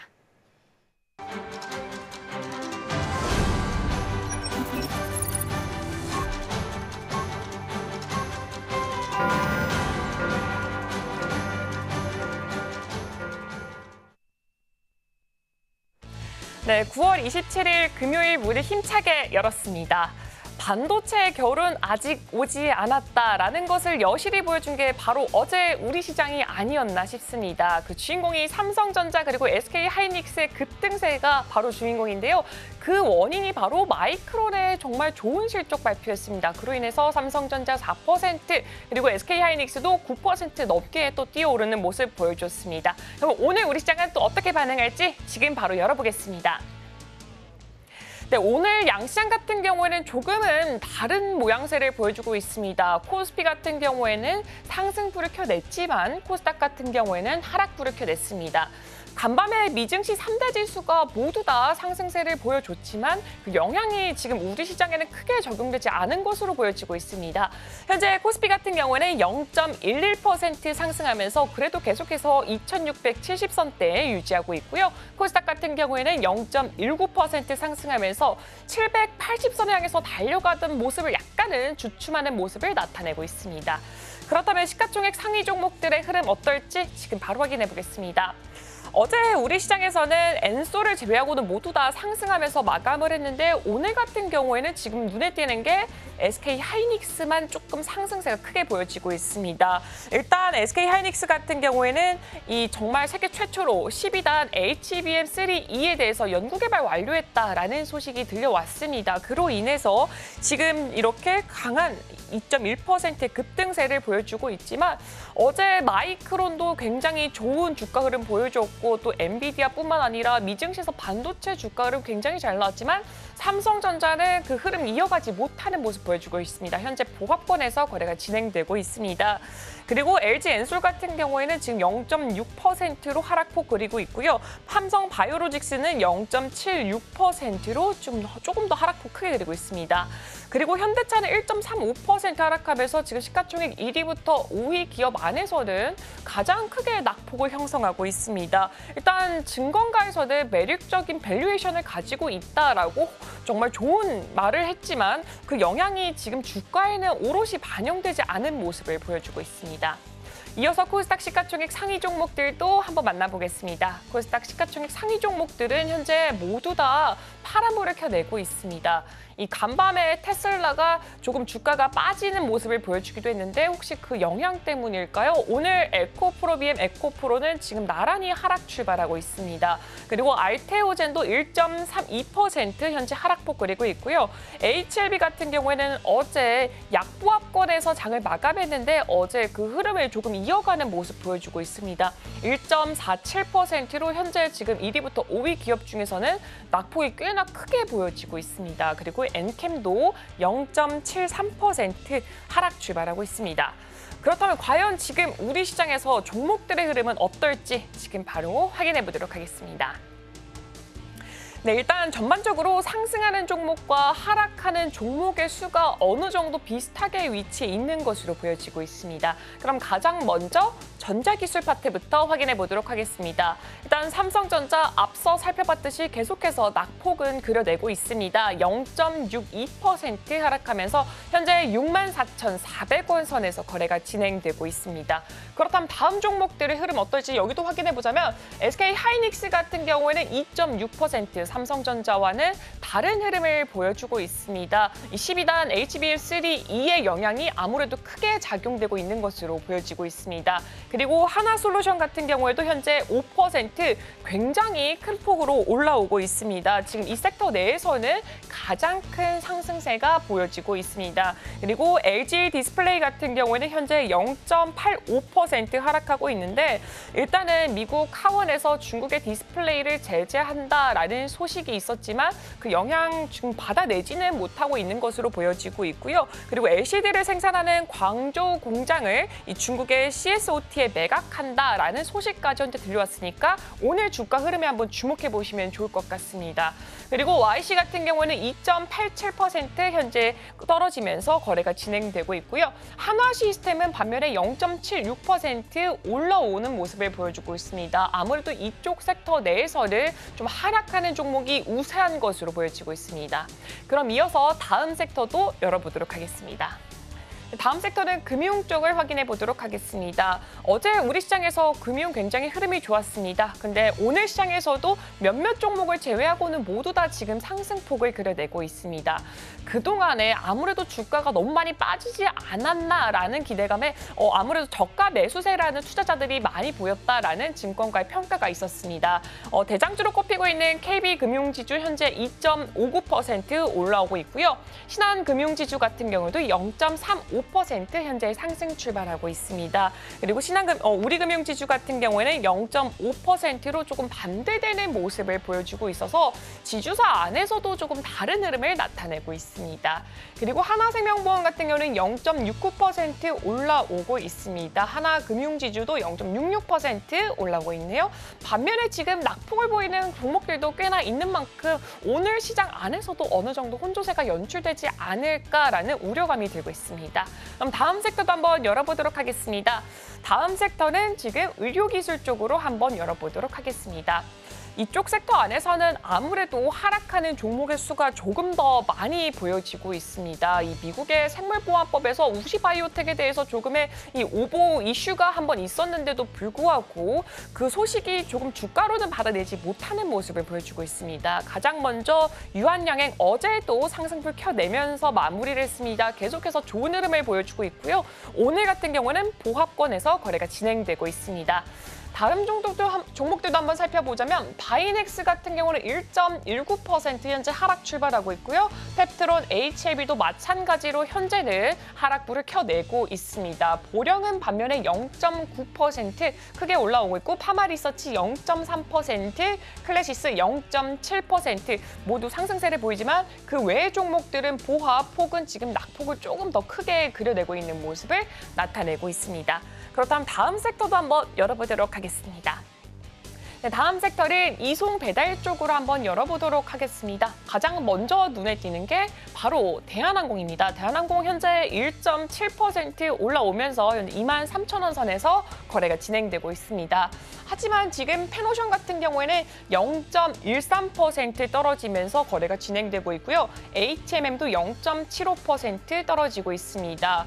아무래도 이렇게 해운 아니면은 조선 쪽 같은 경우는 어제 굉장히 상승 탄력을 크게 받아가는 모습을 보여줬지만 오늘 같은 경우는 어느 정도 어제 상승했던 물량을 반납하고 있는 모습으로 연출되고 있습니다. 이어서 다음 섹터도 열어보도록 하겠습니다. 다음 섹터는 컨슈머 논 듀어러블즈 쪽인데요. 바로 VT 화장품주가 눈에 띄고 있습니다.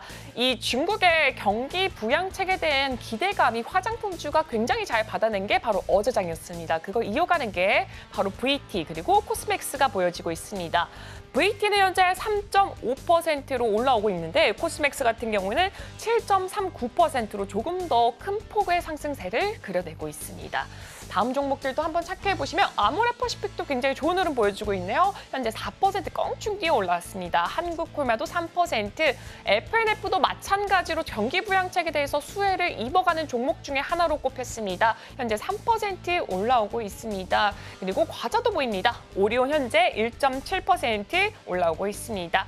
반면에 KT엔진은 0.5% 떨어져 있고요. 동서도 1.18% 떨어졌지만 몇몇 종목들을 제외하고는 현재 모두 다 상승분을 켜내고 있습니다.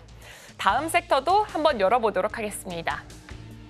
네, 다음 섹터를 소비자 내구재 쪽으로 한번 열어보면 좋을 것 같습니다. 가장 먼저 눈에 띄는 거는 아무래도 자동차가 아닐까 싶습니다.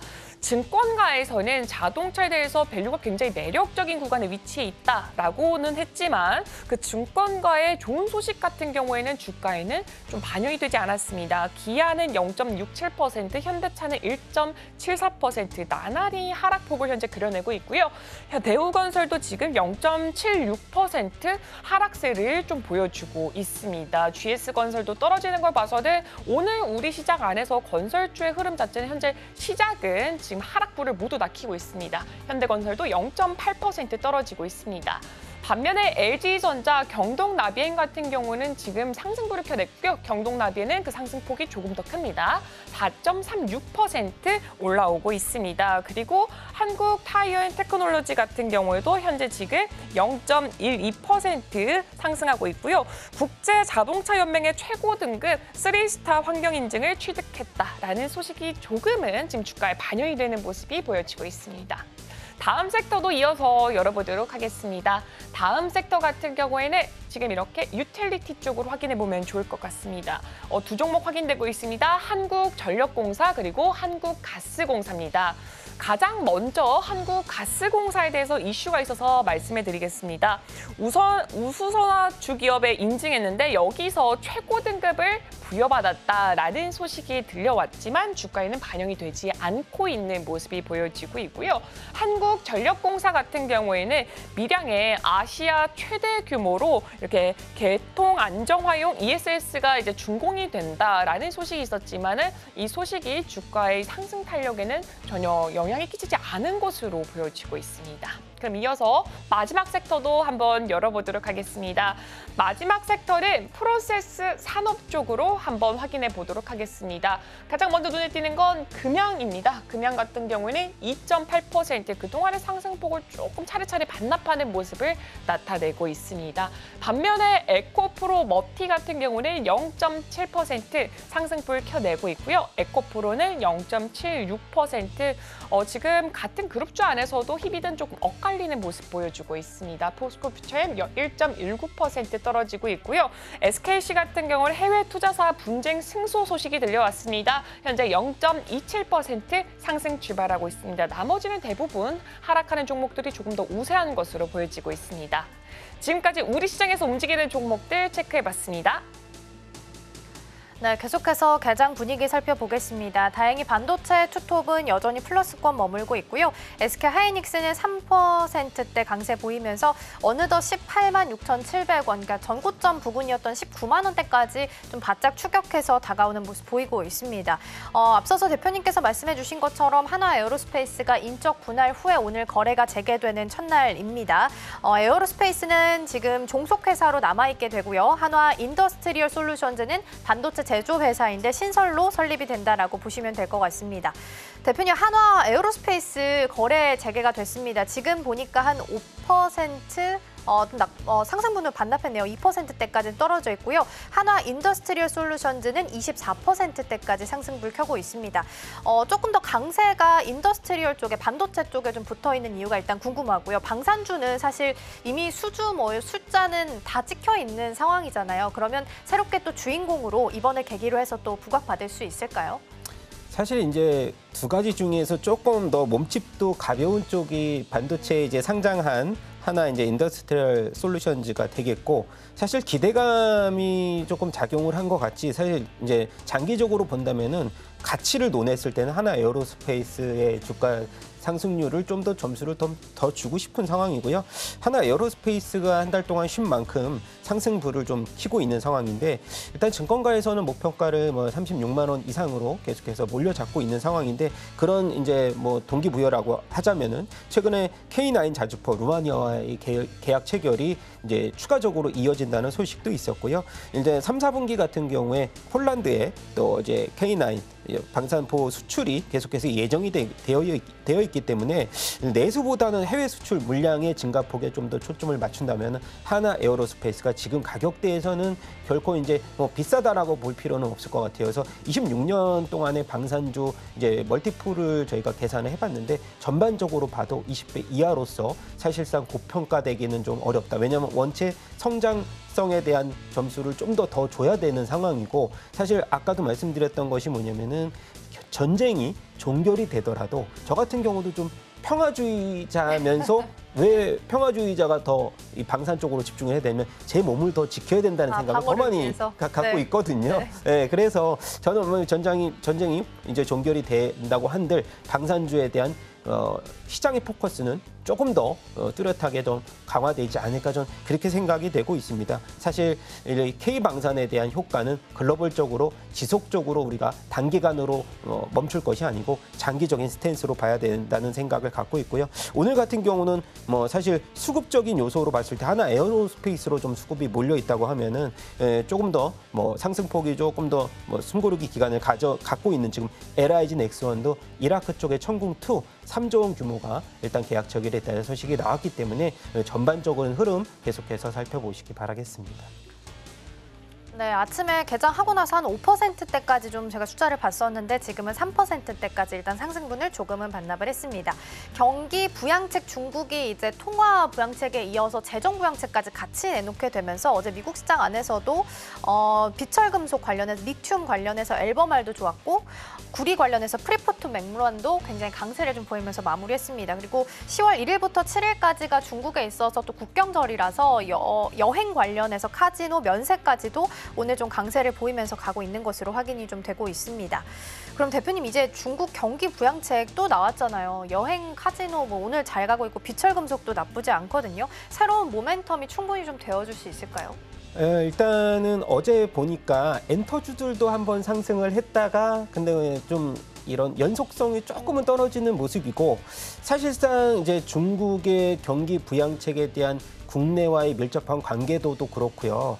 하지만은 우리가 이제 장기적으로 흐름을 봤을 때는 중국과 같은 경우에 지금 뭐 부동산 경기에 대해서 이제 회복이 나온다면 전반적으로 이제 수요가 계속해서 증가되면서 국내 시장에도 이러한 그 여파가 진행이 될 것이지만, 사실 미중 관계가 계속해서 지금 뭐 완화적인 스탠스가 나오지 않으면서 중국 제재에 대해서는 어떻게 보면은 중국의 경기 부양보다는 반사이익을 받는 쪽에 국내 시장의 섹터들이 조금 더 움직임이 강할 수는 있습니다. 그래서 단기적인 트레이딩 관점으로 아까 말씀드렸던 뭐 여행주라든가 일부 이제 소비주들, 최근 들어서도 이제 유가 관련된 정유화학주들도 소비 시장에 이제 회복이라든지 그리고 철강주들도 그런 스탠스로서 우리가 방향성을 잡아야 되는데 아까 말씀드렸듯이 뭐 우리가 좀 더 집중해야 될 섹터는 반사이익이 증가가 될 태양광이라든지 신재생 에너지 쪽으로 그리고 전기차 오늘 27일 날 중국산 전기차 100%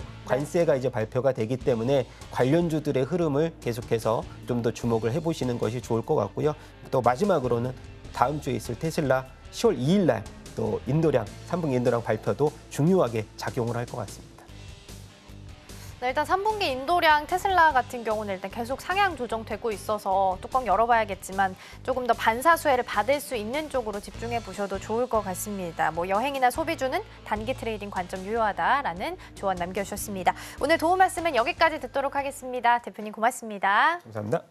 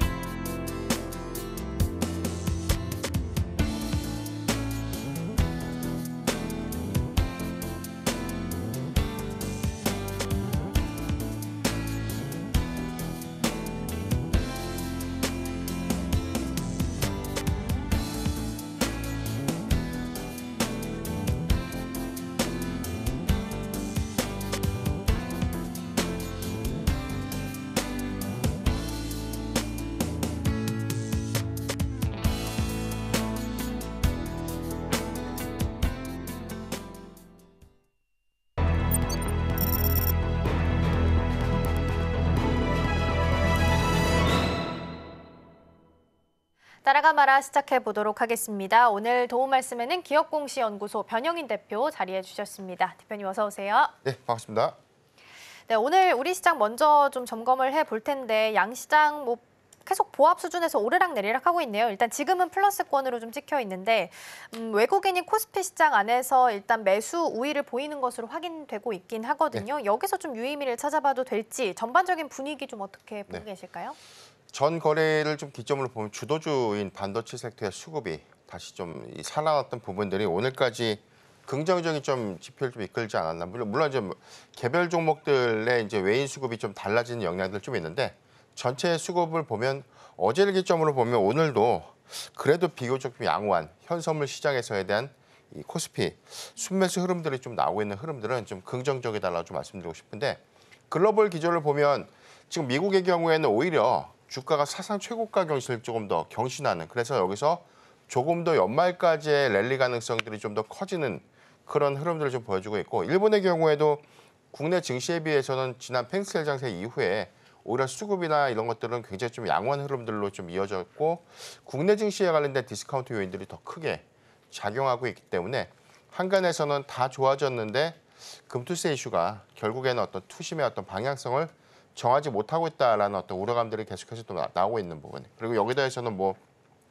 밸류업 지수의 경우에도 지금 많은 말들이 좀 있잖아요. 지금 뭐 일본의 사례와 대비했을 때 지금 ROE 상향 요건을 좀 갔어야 되는데 대체적으로는 뭐 종합 평가 지표를 좀 다변화시키다 보니까 정작 들어갔어야 되는 종목이 편입되지 못했던 그런 아쉬움들 때문에 전반적인 어떤 이 대형주 수급이 조금 위축된 그런 흐름들 좀 보여주고 있지만 점진적으로는 좀 완화된 기조를 좀 보여지지 않을까라고 볼 수 있겠고요.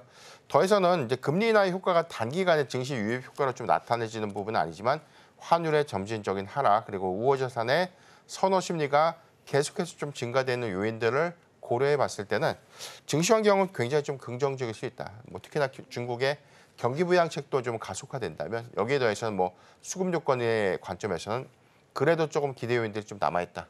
그렇게 좀 말씀드렸습니다. 네, 말씀해 주신 중간에 이제 밸류업 이야기가 나와서 살짝 질문 좀 드려보면 어제 뭐 긴급 기자회견을 열어서 연내에 이 구성 종목을 변경을 검토하겠다라는 코멘트가 나왔어요. 그러면 어떻게 보면 이게 좀 문제가 있다라는 걸 인정한 꼴이 됐다라는 생각도 좀 들었거든요. 그러면 투자하는 데 있어서는 이거 다 정리될 때까지 일단은 기다리는 게 가장 정확할까요? 외국 투신사들의 평가가요. 이 코리아 밸류업 지수가 아니라 밸류업 다운이다.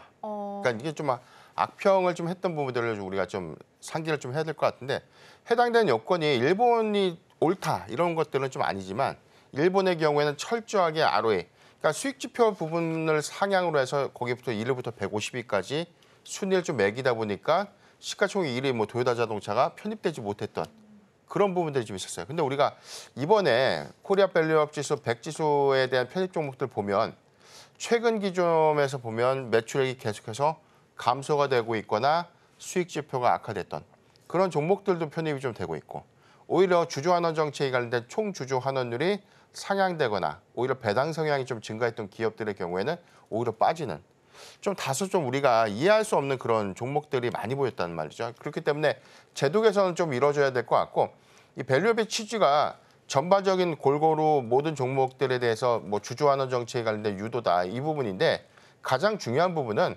주주들에게 얼마만큼 많은 선물 보따리를 좀 내놓을 수 있고 오히려 많은 순이익 지표를 활용해서 오히려 회사가 주가 부양에 대한 의지를 적극적인 주주환원 정책을 통해서 장려하는 그런 어떤 인센티브 효과랑 좀 연동되는 그런 것들로 좀 이어질 수 있기 때문에 관점은 주주환원 정책을 좀 적극적으로 펼치는 기업들 그런 기업들이 먼저 좀 편입이 좀 돼야 될 것 같고요. 오히려 아직 뭐 배당 성향이라든가 아직 뭐 기업 밸류 공시 같은 부분들이 없었던 그러니까 주주환원 정책에 관련된 어떤 공시나 그런 앞으로에 대한 향후 계획들이 좀 발표되지 못했던 기업들의 경우에는 솔직히 좀 냉정하게 말씀드려서 좀 빠져야 되는 것이다. 저는 그렇게 보겠습니다. 그러게 일단 11월에 ETF 출시 예정되어 있는데 사실 여기에 수급 많이 붙을 거라고 예상하고 있었으나 이렇게 좀 반응이 안 좋다면 수급이 많이 붙지 않을 수도 있겠다라는 부분도 아이디어가 좀 연결이 되지 않나 싶습니다. 일단은 여기서 정리하고요. 실시간 상승률 상위 종목 체크해 보도록 하겠습니다. 먼저 코스피 시장입니다. 네, 한화 인더스트리얼 솔루션즈, 코스맥스, 파라다이스, 경동나비엔, 한화 에어로스페이스 있습니다. 어떤 종목 살펴볼까요? 예, 저는 코스맥스 살펴볼 텐데요. 현재 6.5% 상승한 13만 8,400원의 주가 형성을 좀 하고 있는데 화장품 섹터가 최근 거래일 좀 강했다가 어제 주도주가 상승했을 땐 일시적으로 좀 쉬어가는 좀 흐름을 좀 보여줬는데 우리가 화장품 섹터의 경우에는 3분기 그리고 4분기를 바라보는 실적의 기대 요인들이 조금 더 커진 것은 좀 사실입니다. 왜냐하면 7월과 8월의 수출 데이터가 전년 동기 대비해서도 뭐 증가했지만 전월 대비해서도 꾸준하게 증가폭을 좀 보이고 있고 9월 데이터는 아직 확정되지 않았지만 9월 1일부터 10일까지의 잠정 수출 데이터를 좀 우리가 기점으로 보면 지난달 대비해서도 오히려 좀 상향된 그런 흐름들을 좀 보여줬습니다. 다만 지역별로 봤을 때는 북미 시장이라든가 일본 시장의 경우에는 계속해서 오히려 그 수출 비중이 좀 증가했던 그런 기조를 좀 유지하고 있는데 아직까지 중국은 오히려 좀 더욱더 회복되지 못했던 그런 시그널들이 사실상 뭐 중국향 의존도가 좀 높았던 화장품주의 경우에는 3분기 실적의 어떤 가맹 요건으로 좀 더 진행될 수 있는 부분이고 북미 시장을 적극적으로 좀 공략했던 기업들의 경우에는 3분기와 4분기의 기대 요인들이 있죠.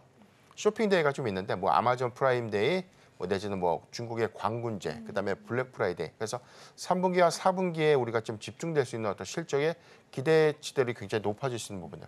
특히나 4분기의 경우에는 오히려 단기적인 화장품의 공급량들이 더 증가될 수 있는 그런 흐름들을 좀 주시를 해야 될 것 같고요. 오늘 코스맥스의 경우에는 6.8% 좀 상승을 하고 있지만 사실 좀 아쉬운 부분들이 좀 있어요. 좀 증권사 전망들이라든가 리포트에 대한 내용들을 보면 지금 코스맥스의 경우에는 오히려 3분기 이익 컨센서스 추정치가 좀 하향되고 있습니다. 아직까지 중국 시장의 회복세가 다른 ODM사에 비해서는 굉장히 좀 더디다는 그래서 실적에 관련된 기저효과가 2분기에 이어서 3분기까지 좀 이어질 수 있기 때문에 지금 뭐 수급적인 기대 요인들은 좀 커지는 것은 맞지만 실적의 관점에서 좀 보수적으로 좀 접근하는 것이 맞겠다라고 좀 보여주고 있고 화장품 섹터의 경우에는 저는 이제 선별적인 종목으로 좀 우리가 업데이트를 좀 다시 재편해야 되는 시점이 아닌가라 좀 보이기 때문에 중국향 의존도가 높은 종목들보다는 북미향 의존도가 좀 더 높은 기업들, 특히나 3분기 증인 모멘텀들이 좀 더 큰 뭐 CNC 인터내셔널 그런 종목들이 저는 대안이 되지 않을까 그렇게 좀 말씀드리겠습니다. 네, 여전히 아직은 중국보다는 미국 쪽으로 비중 많이 실려 있는 종목들 위주로 선별을 잘 해보셔야 될 것 같습니다. 자, 이어서 코스닥 시장도 함께 확인해 보도록 하겠습니다. 네, 코스닥입니다. 바이오다인, 선익시스템, 아이센스, 비올, VT 있습니다. 어떤 종목 살펴볼까요? 네, 선익시스템 말씀을 드릴 거고요. 지금 3.7% 상승 55,200원. 최근에 어떤 주가 흐름들이 비교적 견고한 그런 흐름들을 좀 보여주고 추세가 좀 안정화됐다라고 좀 볼 수 있겠는데 지난 6월 고가 75,500원 돌파 이후에 단기 차익 물량들이 굉장히 좀 많이 쏟아져 나왔고 그럼에도 불구하고 주가가 다시금 좀 점진적인 어떤 수급을 좀 반영시키는 그런 모습들은 지금 중국향 장비 수출에 관련된 이 누적 수주 금액 이 부분은 뭐 내년도와 2026년도까지에 대한 안정적인 실적 기조로 좀 이어질 수 있는 측면을 고려해야 되지 않나라고 보고 있습니다. 선익시스템이 오늘 좀 상승하는 부분들은 뭐 미국이 중국에 대해서 디스플레이에 관련된 산업을 규제할 수 있다는 어떤 법안을 좀 준비 중이다. 이런 이야기들 좀 나오고 있는데 일단 중국의 규제 수위가 좀 더 높아질수록 해당되는 부분들은 점진적으로 국내 뭐 디스플레이 관련 종목들의 낙수 효과로 이어질 수 있다라는 뭐 긍정적인 평가가 좀 나오고 있어요. 다만 우리가 착안해야 될 부분들은 지금 반대적인 어떤 수혜가 다 좋다라고 좀 인식해서는 안 되는데 지금 선익시스템의 경우에는 중국향 의존도가 사실 높습니다. 중국의 디스플레이 기업들의 많은 장비를 좀 공급하고 있기 때문에 중국의 규제가 과연 우리 국산 어떤 장비를 좀 수출한 기업들에게도 과연 이제 이 부분이 수혜일까라는 관점, 이 부분을 좀 냉정하게 좀 판단을 좀 해야 될 것 같고요. 다만 아직의 그런 효과들이라든가 뭐 향후에 대한 리스크 요인들은 지금 반영시킬 수는 없겠지만 이 부분은 우리가 계속해서 좀 체크해야 되는 포인트다라는 점 참고하면 좋겠습니다. 선익시스템의 경우에는 지금 단기적인 어떤 성과가 좀 나타나지기보다는 오히려 마이크로 디스플레이에 관련된 증착 장비가 조금 더 고도화되는 기술 이 부분은 글로벌 기준으로 봤을 때는 선익시스템이 좀 가장 빠르게 좀 진행되고 있는 증착 장비의 어떤 기술 고도화를 좀 이루고 있고 이 부분은 일본의 좀 위에서 대비해 본다면 국내 그리고 뭐 중국과 향후에 뭐 북미 시장까지에 대한 진출 노력도 검토를 좀 해봐야 될 것 같은데 아직까지에 대한 중국 의존도가 높다는 점은 향후에 좀 리스크 요인으로 좀 작용될 수 있지 않을까 이 부분도 참고하시길 바라겠습니다. 네, 미국 하원에서는 일단 뭐 안보 위협에 심각하다라면서 이제 중국 디스플레이 제재를 촉구를 했는데 반사수에 받을 거라고 예상은 했지만 뭐 OLED 관련주가 크게 오늘 시세를 내고 있지는 않습니다. 선익시스템은 기술력은 충분하다라는 부분을 가지고 있긴 합니다. 네, 중국 쪽에 대한 비중이 좀 있는 편이기 때문에 일단 이 부분은 염두를 좀 하셔야 될 것 같고요. 상위 테마들도 이어서 함께 확인해 보도록 하겠습니다. 오늘 세 가지 테마 함께 보실 텐데요. 첫 번째로는 반도체 자리하고 있습니다. 다행히 오늘 삼성전자랑 SK하이닉스 플러스권에서 머물면서 가고 있습니다. 여전히 HBM이 시장의 키워드다 보니까 이 두 종목의 탑2임에도 불구하고 주가의 향방이 굉장히 다릅니다. 삼성전자는 강보합인데 SK하이닉스는 지금 4%대 강세 보이면서 전고점 향해서 영체영체 올라가고 있습니다. 아무래도 HBM에 대해서 퀄테스트 이야기 나왔던 시점이 삼성전자가 약속했던 시점이 있는데 거의 지금 다다른 상황이기 때문에 기대감이 좀 많이 사그라들었다라고 보셔도 될 것 같고요. 일단 모건 스탠리에서 나왔던 겨울로는 불식됐다라고 보셔야 될 것 같습니다. 오늘 메타버스 VR이랑 AR 테마도 상단에 자리하고 있습니다. 아무래도 메타의 커넥트 행사에서 VR 헤드셋 그리고 AR 안경이 공개가 됐습니다. 관련해서 시세를 좀 받아가는 것 같고요. 오늘 맥스트가 상한가에 터치하면서 지금 묶여 있습니다. 세 번째로는 중국 경기 부양책입니다. 통화 정책과 관련해서 통화 부양책 내놓고 어제는 추가적으로 재정 부양책도 내놓으면서 2조 위안 정도의 특별 국채를 발행하겠다라고 이야기했습니다. 이게 미국 시장에 어제 반영이 되면서 엘버말, 리튬 관련주 잘 갔고요. 프리포트 맥무란이라고 해서 구리 관련주도 굉장히 급등세를 좀 보였습니다. 그래서 비철금속 오늘 같이 좀 영향 받아가고 있고요. 더불어서 10월 1일부터 7일까지 중국의 긴 연휴가 예정되어 있다 보니까 관련해서 여행, 항공, 면세 잘 가고 있다라는 부분도 함께 좀 챙겨드리도록 하겠습니다. 자, 그럼 대표님 이 중에서는 어떤 테마를 좀 살펴보면 좋을까요? 네, 반도체 섹터를 좀 말씀드리려고 하는데요. 오늘 어제 좀 강했던 흐름들 그리고 오늘까지에 대한 해당 기조가 좀 유지되고 있는 그런 긍정적인 지표를 좀 참고를 해야 될 것 같은데 제가 계속해서 반도체 섹터를 좀 강조드렸던 부분들 시장에 대한 우려감들은 좀 있지만 AI의 견고한 수요 그리고 향후에는 내년도 상반기에 언급될 수 있는 DRAM의 쇼티지 이슈 이 부분은 오히려 수익 지표가 단기적인 악재보다는 중장기 관점에서 오히려 수익 지표가 좀 더 개선시킬 수 있는 요인이다. 이런 부분들 좀 여러 차례 좀 강조를 좀 드렸었는데 일단 모건 스탠리에 관련된 매도 리포트에 관련된 시장 영향들, 굉장히 좀 이런 수급적인 측면이라든가 업황을 바라보는 어떤 시각들이 굉장히 좀 부정적이었기 때문에 사실상 마이크론의 실적 발표가 굉장히 좀 중요한 키워드가 됐었고, 이 부분이 중요한 섹터의 좀 변곡점이 좀 되지 않았을까라는 어떤 의견들이 좀 많았는데, 다행히도 호실적 발표를 했고 다음 분기에 관련된 가이던스가 상향된 부분들은 굉장히 좀 긍정적이지 않나라고 좀 보고 있습니다.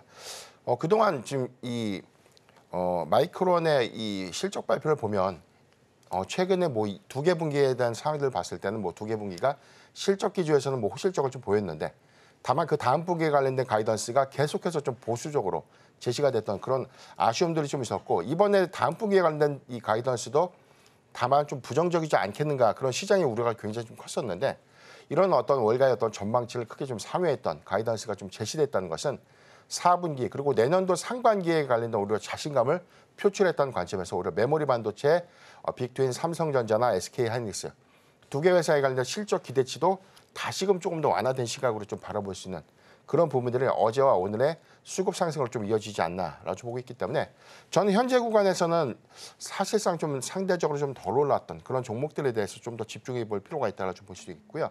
장비주의 경우에는 섹터의 전반적인 좀 영향을 좀 받았지만, 개별적인 사항들을 보면 3분기는 2분기 대비해서 오히려 실적 기조가 좀 더 좋을 수 있는 반도체 장비주들의 어떤 실적 기대감, 이런 것들을 3분기 어닝 시즌 관점에서는 지금부터 좀 관심을 가질 수 있는 구간이다. 좀 이 부분들 참고를 하면 좋을 것 같습니다.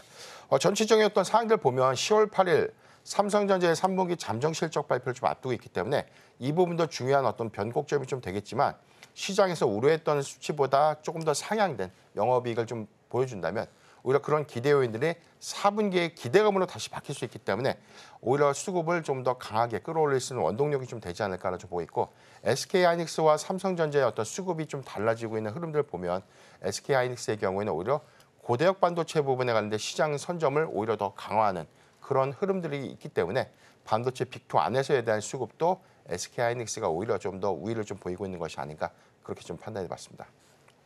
네, HBM 키워드 안고 있는 상황 속에서는 일단 SK하이닉스의 수급이 조금 더 몰려 있는 것 같습니다. 차이도 보더라도 강보합 대 지금 3.9% 상승률 기록을 하고 있다라는 부분 체크해드리고요. 근데 디램 수요가 줄어들면서 재고 늘어나고 가격 하락한다. 이 사이클은 사실 부정할 수 없는 팩트이긴 한 것 같아요. 근데 어떻게 생각해보면 HBM은 디램으로 만드는 거니까 이렇게 가격이 하락하면 원가 절감 효과도 있지 않을까라는 생각도 드는데, 대표님 어떻게 보세요? 일단 모건 스탠리의 리포트 그리고 국내 이 증권사 리포트들을 종합적으로 좀 봤을 때는 디램의 공급 과잉, 재고가 증가될 수 있는 부분들을 보면 고사양보다는 중저사양. 그래서 세트 수요가 좀 부진하다는 것은 오히려 중저사양의 레거시양 반도체 부분에 대한 디램이 일시적으로 조금 더 증가될 수 있고, 고객사에서 오히려 빠르게 소진되지 못하다 보니까 단기 물량이 좀 증가될 수 있는 우려감들이기 때문에 SK하이닉스보다는 삼성전자에 대한 우려감들이 더욱더 커졌던 것이 좀 사실이지 않나라 좀 보십니다. 다만 해당된 수치가 스마트폰의 어떤 출하량들은 3분기에 일시적인 피크 요인들이 좀 있었고요. 4분기를 기점으로 보면 다시 회복세를 좀 보였다는 점들이 있고, 전반적인 어떤 경기 밀접성들을 좀 논의를 하더라도 상반기 좋았는데 갑자기 중저사양 부분들이 확 떨어진다, 그렇게 보기엔 좀 어렵습니다.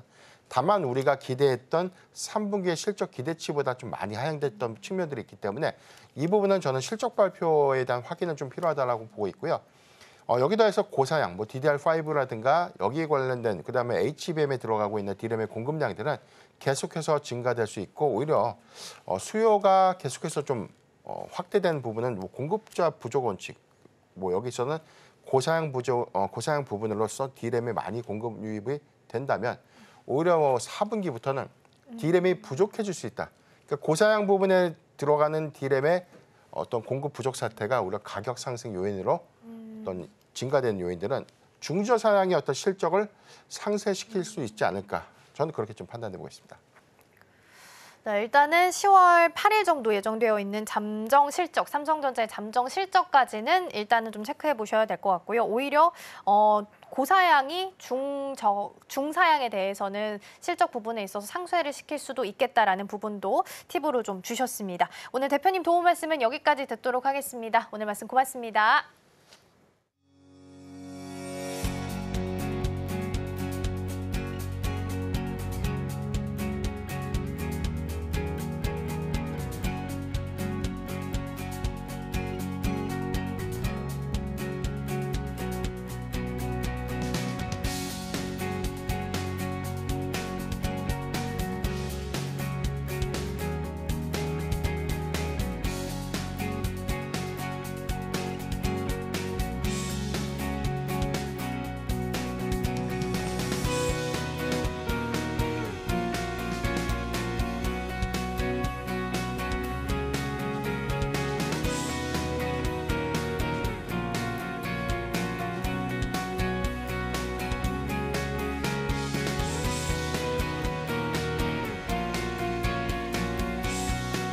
네, 계속해서 오늘 방송에서 나왔던 종목들 다시 한번 리뷰해보는 시간 가져보도록 하겠습니다. 먼저 증시 8로 이동해 보겠습니다.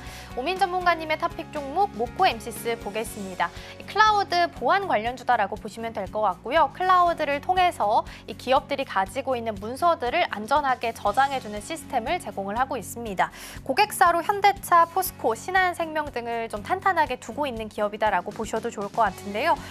지금 오늘은 0.98% 하락을 하고 있습니다. 오늘 목표가로 1,500원인데 손절가가 워낙 좀 시총이 작다 보니까 더 중요하다라고 말씀해 주셨습니다. 손절가가 1,250원입니다. 이선 이탈하지 않는지 장 막판까지 좀 보셔야 될 것 같고요. 이어서 증시 9로 함께 이동해 보도록 하겠습니다. 우리 변영인 대표와 함께 반도체주 이야기 나눠봤는데요. 증시 7에서도 우리 임순재 대표도 10월에는 반도체주가 이끌어갈 수 있다, 주인공이 될 수 있다라는 부분 살짝 같이 언급을 해주셨습니다.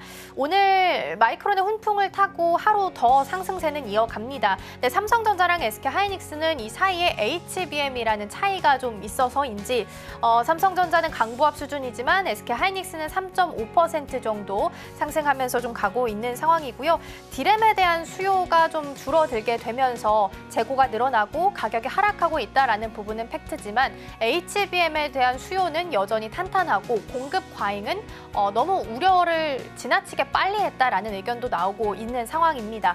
SK하이닉스 따라서 한미반도체도 1.6% 상승을 하고 있고요. PSK홀딩스는 2.4% 상승을 하면서 오늘은 소부장단도 나쁘지 않게 흘러가는 모습까지 확인할 수 있겠습니다. 오늘 브리핑은 여기까지 전해드리겠습니다. 오늘의 핵심 요약입니다. 원달러 환율은 9원 50전 내린 1,317원 70전으로 출발을 했습니다. 코스피는 상승 출발 후 하락 전환했고요. 개인과 기관의 매도세로 개장을 했습니다. 지금 이 섹터에서는 반도체 살펴봤습니다. 삼성전자, 한미반도체 등 관련주 제시했습니다. 투자하실 때 참고해 보시길 바랍니다. 네, 저희가 방송 중에 제공해드린 정보는 투자 판단을 위한 조언일 뿐 해당 종목의 가치와 수익률은 보장하지 않습니다. 저희는 주말 잘 보내고 다음 주 월요일에 돌아오도록 하겠습니다. 시청해주신 여러분 고맙습니다.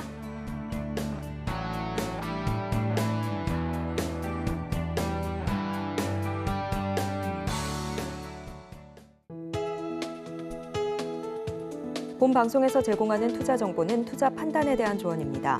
방송에서 제공하는 주식의 가치, 가격 상승 및 하락에 대해서는 방송사에서 보장하지 않습니다.